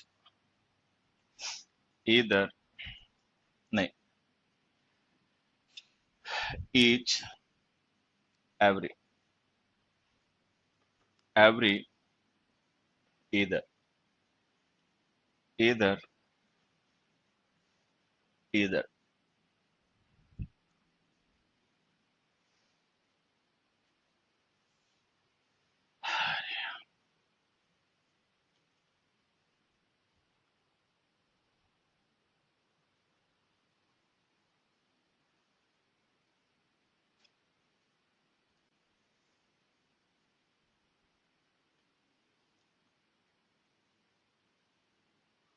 हरि ओम प्रभु दीनदयाल। अरे टाइम बहुत हो गया।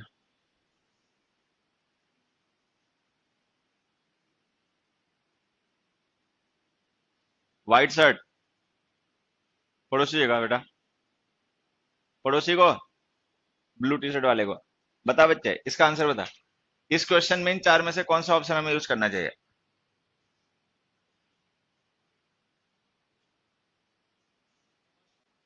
फर्स्ट। एक चीज बता, अगर हम ईच रोड्स लिख देंगे, ईच ऑफ दीज रोड्स, तो ईच का मतलब दो में से कोई एक या दोनों? हाँ, ईच का मतलब क्या मानोगे? जैसे मैं कह दूं I can solve each question, तो इसका मतलब मैं दोनों ही सॉल्व कर सकता हूं या कोई एक ही? दोनों ही। ठीक है। अब मान लो कोई पर्सन तुमसे पूछे कि भाई इन दोनों में से कौन से वाला रोड जयपुर जाता है, तो तुमने कहा दोनों ही जाते हैं, और उससे कहोगे दोनों पे चले जाओ। हाँ, कोई आदमी मान लो किसी को कहीं जाना है, ठीक है, मान लो ये जयपुर है यहाँ पर, ठीक है, एक रोड ये जा रहा है जयपुर और एक घूम घाम के ये जा रहा है। तो अब हम उससे क्या कहें? दोनों पे जाओ। हाँ, फिर हिले हुए तो ईच कैसे आएगा बाद में? हो भी सकता है, मान लो ये दोनों रोड यहाँ से एक साथ जाते हैं, तो हमने उससे कहा पहले यहाँ जाओ फिर वापस आ जाना, फिर घूम के इधर से इधर चले जाना है। नहीं, पागल है सस्ती। तो देखो ईच तो आना नहीं है बाद वाले ऑप्शन में, क्योंकि उसको चूज एक ही करना पड़ेगा रोड। दोनों रोड पे तो जाने से रहा कोई भी, तो ये ऑप्शन तो है गलत। अगर ये ईच पहले इधर बाद में होता तो ये आंसर हो जाता। अच्छा, एवरी ऑब्जेक्ट बन नहीं सकता, एवरी सब्जेक्ट बन नहीं सकता, तो ये दोनों भी गलत हो गए। आंसर है ये। तो जो एवरी है वो ना सब्जेक्ट बन सकता ना ऑब्जेक्ट बन सकता, तो एवरी तो किसी भी ऑप्शन में नहीं आना, ना इधर ना उधर, तो वो दोनों ऑप्शन वैसे ही गलत हो गए। ईच बाद वाले में आ नहीं सकता, क्योंकि ईच का मतलब टोटल होता है, ईच का मतलब होता है दोनों ही। तो रोड तो एक ही पिक करना पड़ेगा, दोनों में तो कोई जा नहीं पाएगा, तो ईच भी गलत हो गया। तो आंसर हमारा वो इधर हो गया। अब यहां से एक चीज समझना, ये जो इधर वर्ड होता है इसका मतलब एनी ऑफ द टू और ईच ऑफ द टू दोनों ही होते हैं। अब जब हम यहाँ पे इधर लिखेंगे तो इसका मतलब होगा ईच ऑफ द टू, यहां पे जो लिखेंगे इसका मतलब होगा एनी ऑफ द टू। तो इधर के मतलब दोनों ही होते हैं, वो कॉन्टेक्स्ट के हिसाब से अपना मीनिंग समझा, मतलब समझ लेते हैं, उसका मीनिंग कॉन्टेक्स्ट के हिसाब से समझ लेते हैं, बाकी किसी को नहीं पता होता कि एक्चुअली उसका मीनिंग क्या होगा, वो कॉन्टेक्स्ट से रिलेट करके ही समझा जाता है हमेशा। तो इस कॉन्टेक्स्ट में हम इधर का मतलब ईच मान लेंगे, वहां पे उसका मतलब हम वन मान लेंगे। इस बात को एक एग्जांपल से और समझना। Either side of the coin is shining, इसका मतलब तुम क्या मानोगे? कॉइन की दोनों साइड चमक रही थी या कोई एक चमक रही थी? Either side of the coin is shining, इसका क्या मतलब मानोगे? बोथ और वन? कुछ भी, कुछ भी, कुछ भी मान सकते हो, डिपेंड करता है कॉन्टेक्स्ट पे, जो चाहे मान लो, ठीक है। तो मतलब इस पे कोई तर्क नहीं हो सकता कि इसका मतलब क्या होगा। तर्क इसलिए नहीं हो सकता क्योंकि इसके दोनों ही मीनिंग होते हैं। अब एक्चुअल में हमें पता नहीं कॉन्टेक्स्ट क्या होगा, तो जो चाहे इसको सही मान लो। तो ये अपना ध्यान देना, इधर means both, any of the two and each of the two, इसका मतलब ईच ऑफ द टू भी होता है, एनी ऑफ द टू होता है, वो कॉन्टेक्स्ट के हिसाब से उसका मीनिंग हमें समझ लेना पड़ता है। अब हमारा seventh pronoun indefinite.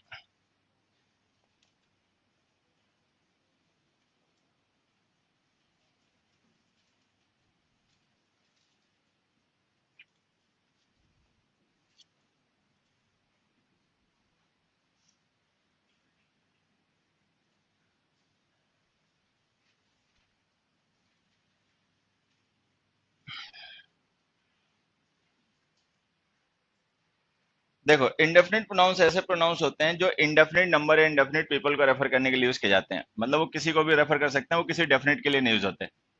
No, no तो खैर प्रोनाउन नहीं होता, डिटर्मिनर होता है। None, all, both, some, few, anyone, everybody, someone, somebody,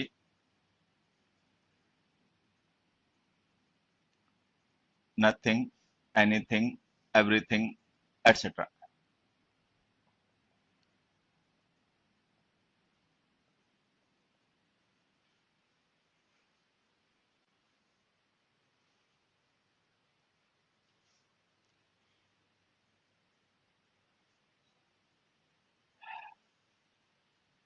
अब देखो, इंडेफिनिट प्रोनाउंस से कौन कौन से क्वेश्चन हमारे पेपर में आते हैं उन्हें समझते हैं। सबसे पहला क्वेश्चन,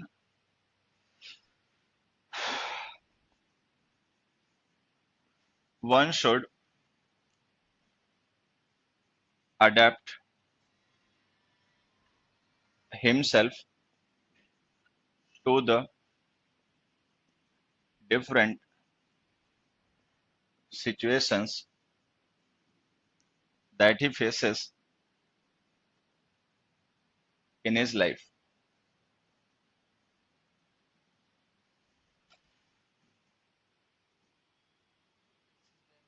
हाँ? बैंक से छोड़। One should adapt himself to the different situations that he faces in his life. अब देखो यहाँ पे समझना, ये जो हम वन यूज करते हैं, जैसे हमने लिखा वन बॉय या हमने लिखा वन ऑफ द बॉयज, ये है न्यूमरल। ये जो वन न्यूमरल होता है, ये किसी एक पर्टिकुलर को रेफर करने के लिए यूज किया जाता है।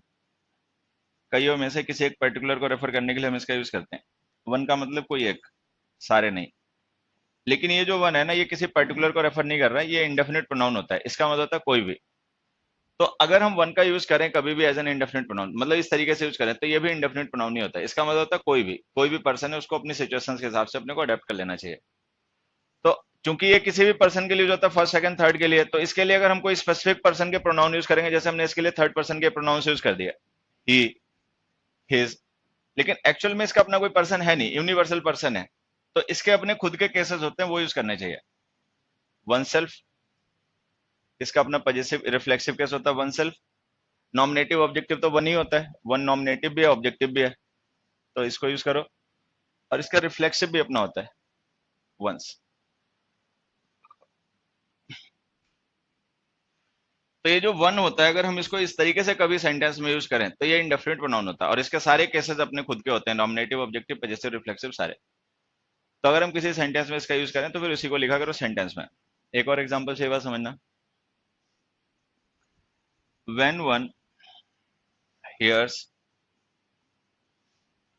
about the plane crash, he feels very sorry.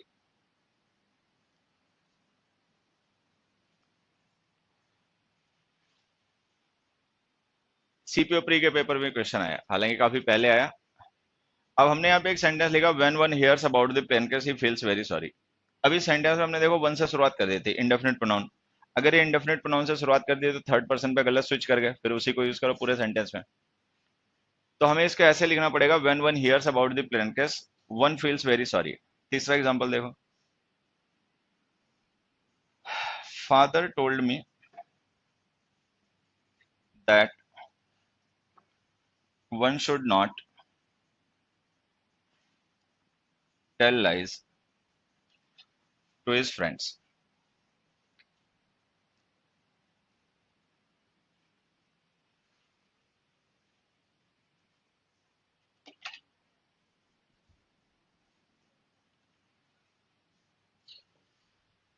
अब जैसे हमने ये लिखा फादर, ये भी सीजीएल के पेपर आया हुआ क्वेश्चन है।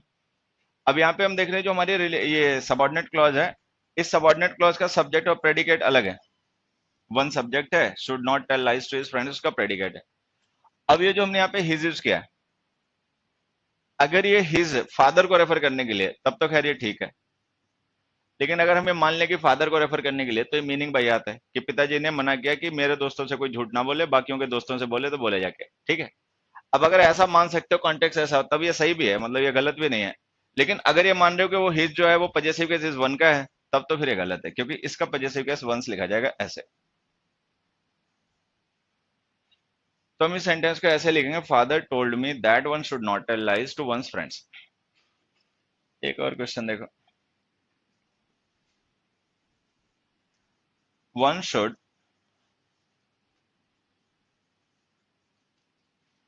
कीप वंस जॉब, जॉब बता रहा हूं, one should keep one's room tidy.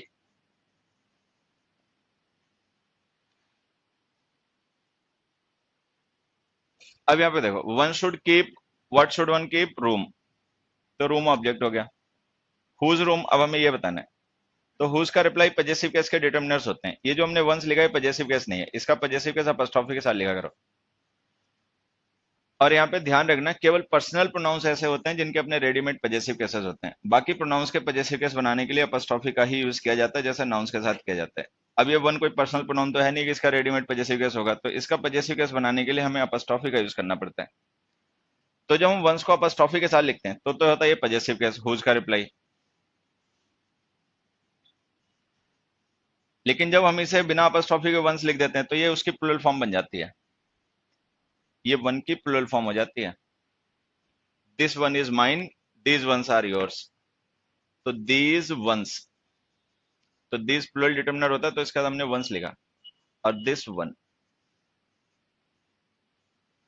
तो अगर हमें पजेसिव केस की जरूरत है तो वंस को हमेशा ऐसे लिखा करो अपॉस्ट्रोफी के साथ में, ये इसका पजेसिव केस है और ये इसकी प्लूरल फॉर्म है। वहां पे हमें हुज का रिप्लाई पजेसिव केस की जरूरत थी, तो इसीलिए हमने वंस लिखा अपॉस्ट्रोफी के साथ में। एक और एग्जांपल देखो, everyone, everyone has informed one's parents.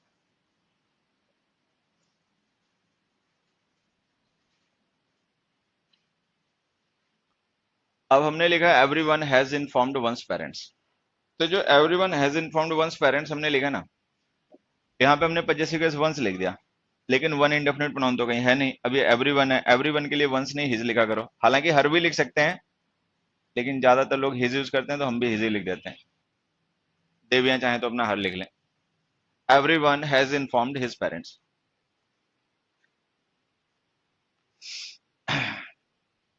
तो जो एवरीवन होता है ना, उसके साथ लिखा करो थर्ड पर्सन के प्रोनाउन, हिज या हर, वो उनमें से जो चाहे अपना लिख लिया करो। वन के साथ में वो जेंडर वाला कंफ्यूजन होता नहीं है।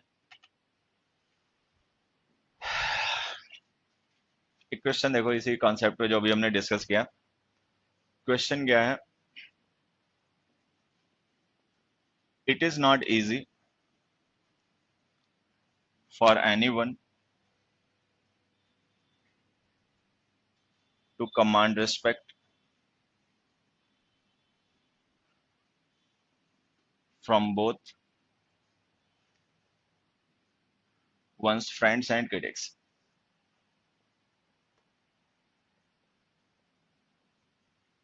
अब ये भी प्रीवियस ईयर के पेपर का ही क्वेश्चन है। इसका बुक्स में आंसर दे रखा है कि जैसे वंस फ्रेंड्स लिखा वैसे वंस क्रिटिक्स लिखो, मतलब जो वंस हमने फ्रेंड्स के साथ लिखा वही क्रिटिक्स के साथ लिखो। ये तो खैर वही जाने जिन्होंने लिखा है, ऐसा क्यों करना है। बाकी इसका आंसर देखो ये है, ये जो हमने एनीवन लिखा इसके लिए वंस यूज हो रहा है। अब एनीवन के लिए तो वंस आने से रहा, तो हिज लिखो। तो वंस या वन सेल्फ तभी यूज क्या करो जब हमने एनीवन नहीं, वो वन हमने इंडेफिनिट प्रोनाउन यूज कर रखा हो। बाकियों के लिए ये लिखा करो his her.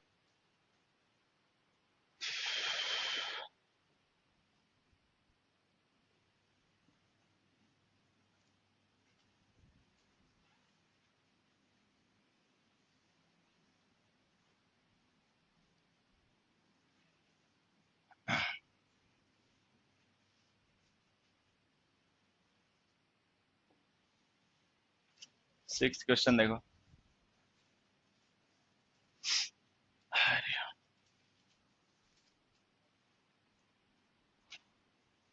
They gave him some questions. He solved everyone correctly.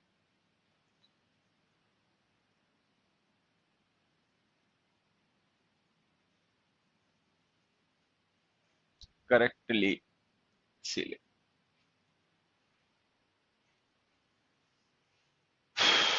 अब देखो यहाँ पर ये जो हमने एवरीवन लिखा है सिंगल वर्ड, इसका मतलब था person, people.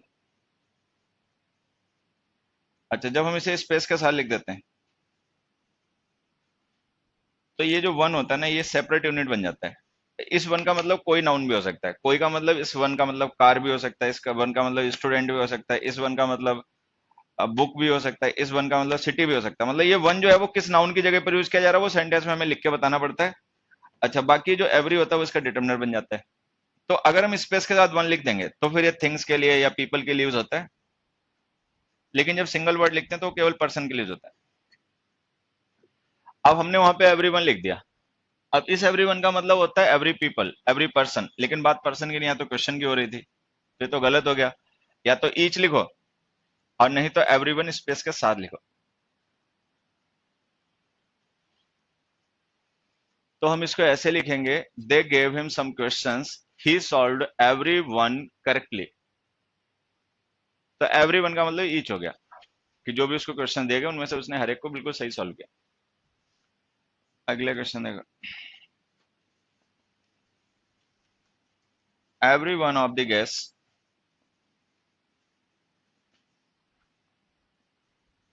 Has left now.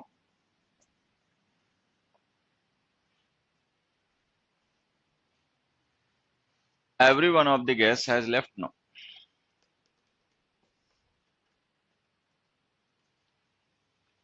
अब देखो यहाँ पे जो हमने एवरी वन यूज किया पर्सन के लिए यूज किया, क्योंकि गेस्ट पर्सन है, थिंग्स तो है नहीं। बस दिक्कत ये हो गई कि जो ऑफ प्रिपोजिशन है ना, पार्ट और टोटल को रिलेट करने के लिए यूज की जाती है। अच्छा, जो every one, any word, anybody, ये सब वर्ड्स होते हैं खुद टोटल को रेफर करते हैं जनरल सेंस में, तो ये खब किसी का पार्ट नहीं हो सकता, मतलब ये खुद पार्ट नहीं हो सकते। तो या तो इस एवरी वन को हटा के यहाँ पे ईच लिखो, ठीक है, ईच ऑफ द गेस्ट। नहीं तो एक दूसरा ऑप्शन भी हो सकता है कि एवरी वन को स्पेस के साथ लिख दो।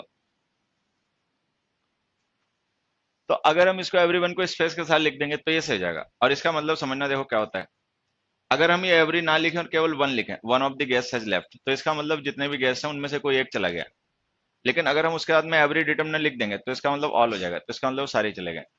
तो ये जो वन है ना, ये गेस्ट की जगह पे यूज हुआ, नाउन हो गया, मतलब प्रोनाउन हो गया, और एवरी इसका डिटर्मिनर हो गया, तो एवरी का मतलब हो गया ऑल गेस्ट। तो या तो स्पेस के साथ लिखो और नहीं तो ईच लिखो। ये जो every one, everybody, someone, somebody words होते हैं जिनका हम यूज पीपल के लिए करते हैं, ये पार्ट नहीं होते हैं किसी के, ये खुद ही टोटल होते हैं और टोटल को ये खुद ही रेफर करते हैं। तो इनको कभी भी इस तरीके से मत यूज करो पार्ट एंड टोटल के रिलेशन में। एक और एग्जांपल से ये बात समझना। nobody of the students या nobody of the players attended the conference.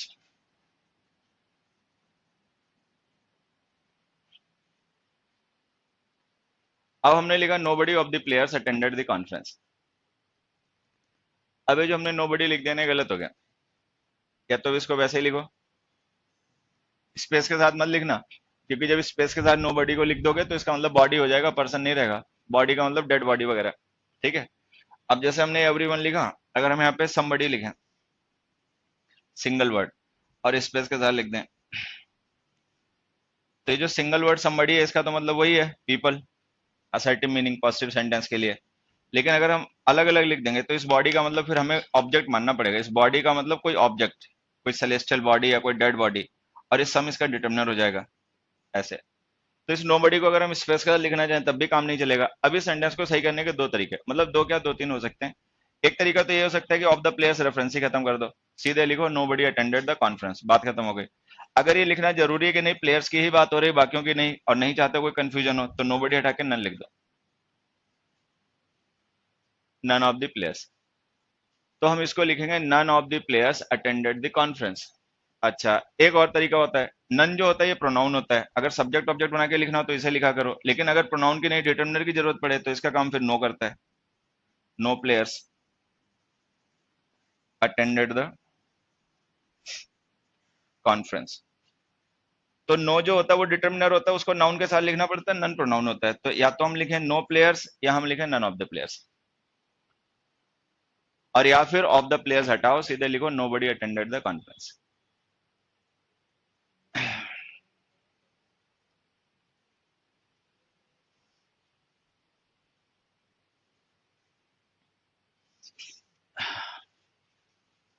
फिर एक 9th क्वेश्चन देखो,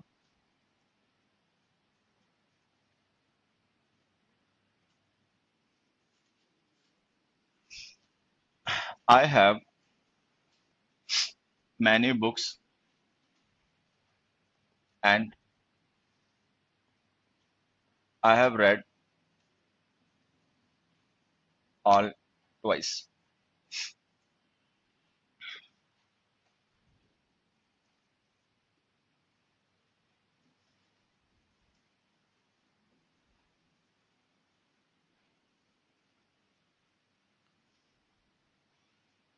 दूसरा देखो,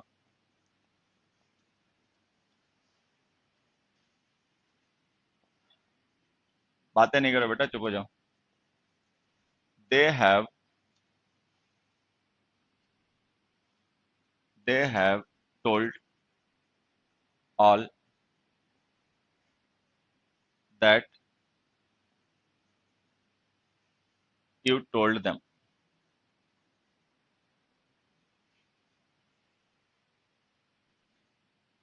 13,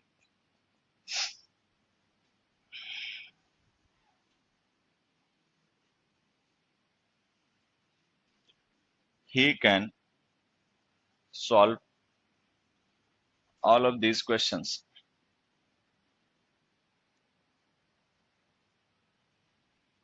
12 देखो,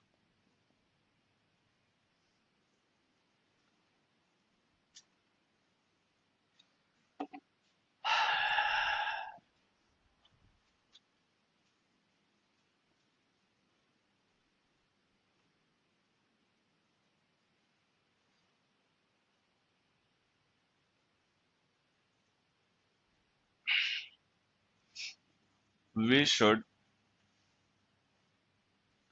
do all honestly। अरे यार,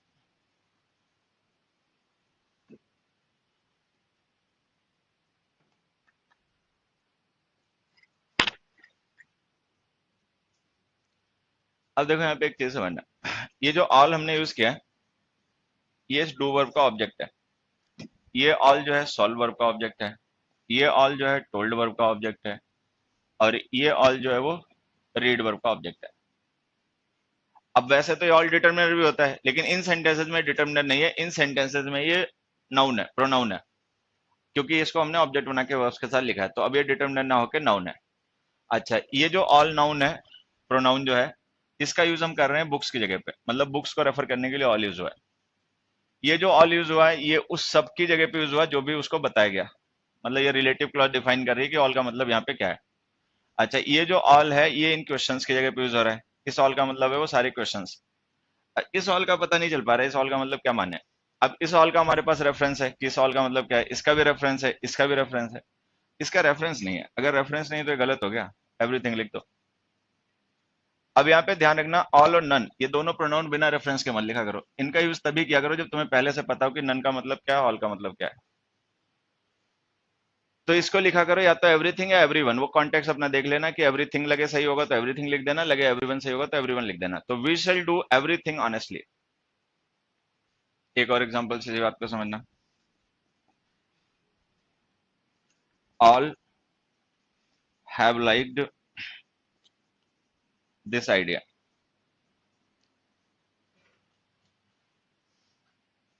दूसरा, नन इज इमॉर्टल।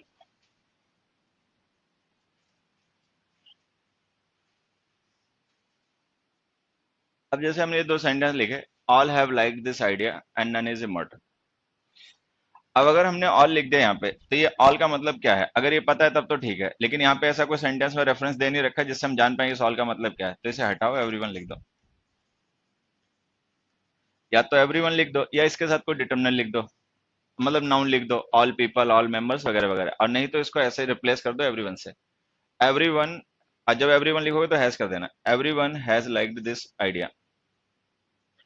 अब वहां पे जाओ, वहां पे भी वही कमी है, नन हमने लिख दिया लेकिन नन किसको रेफर कर रहा है ये पता नहीं, तो या तो इसको हटाओ, नोबडी लिखो, और नहीं तो लिखो none of us, none of us is immortal, और नहीं तो फिर कुछ भी लिख दो, नोबडी लिख दो, nobody is immortal.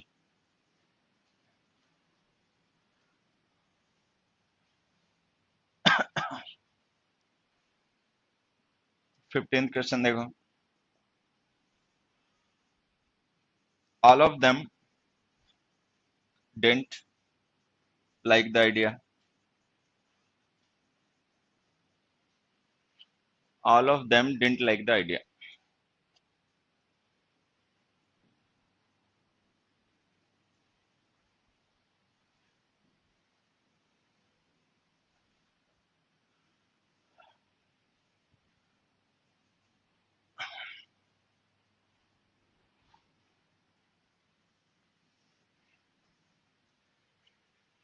Hari Om Prabhu. अब देखो यहाँ पे ऑल ऑफ देम हमने लिखा तो इस ऑल का कम से कम हमारे पास रेफरेंस तो है कि ऑल का मतलब क्या है। बस दिक्कत ये हो गई कि ऑल, ईच, एवरी, बोथ, सम ये पॉजिटिव मीनिंग के लिए यूज होते हैं, मीनिंग नेगेटिव है। तो अगर मीनिंग नेगेटिव है तो ऑल तो यूज नहीं करना चाहिए, फिर तो नन लिखो। अच्छा, नन लिख दोगे फिर इस डिडंट की जरूरत नहीं रहेगी क्योंकि वो खुद ही नेगेटिव मीनिंग कन्वे कर देगा, तो लाइक लिख दो। क्या ये क्वेश्चन पहले कभी डिस्कस हुआ डिटर्मिनर्स में? तो ये मैंने केवल रिवाइज करवाने के लिए लिखा है, otherwise we have discussed it and we have discussed it twice, और ये 2 बार डिस्कस हुआ, एक बार फ्यू और लिटिल पढ़ाए गए होंगे तब डिस्कस हुआ यही, और एवरी पढ़ा होगा तब भी डिस्कस हुआ होगा, अब तीसरी बार ये रिवीजन करवा दिया। तो ये अपना ध्यान देना, ऑल है, बोथ है, सम है, ईच है, एवरी है, इनका यूज किया करो पॉजिटिव मीनिंग के लिए। अगर मीनिंग नेगेटिव हो तो no, none, nothing, never, neither, इनका यूज किया करो। 16th question,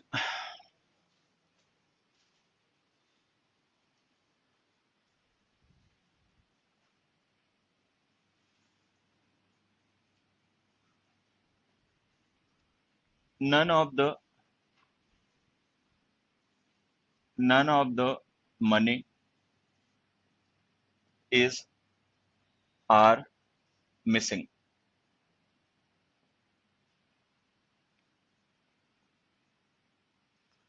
None of the books is are missing.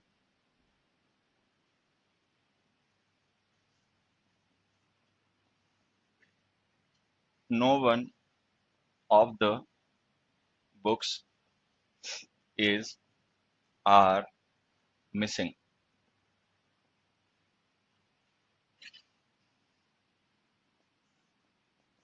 No one of the money is are missing.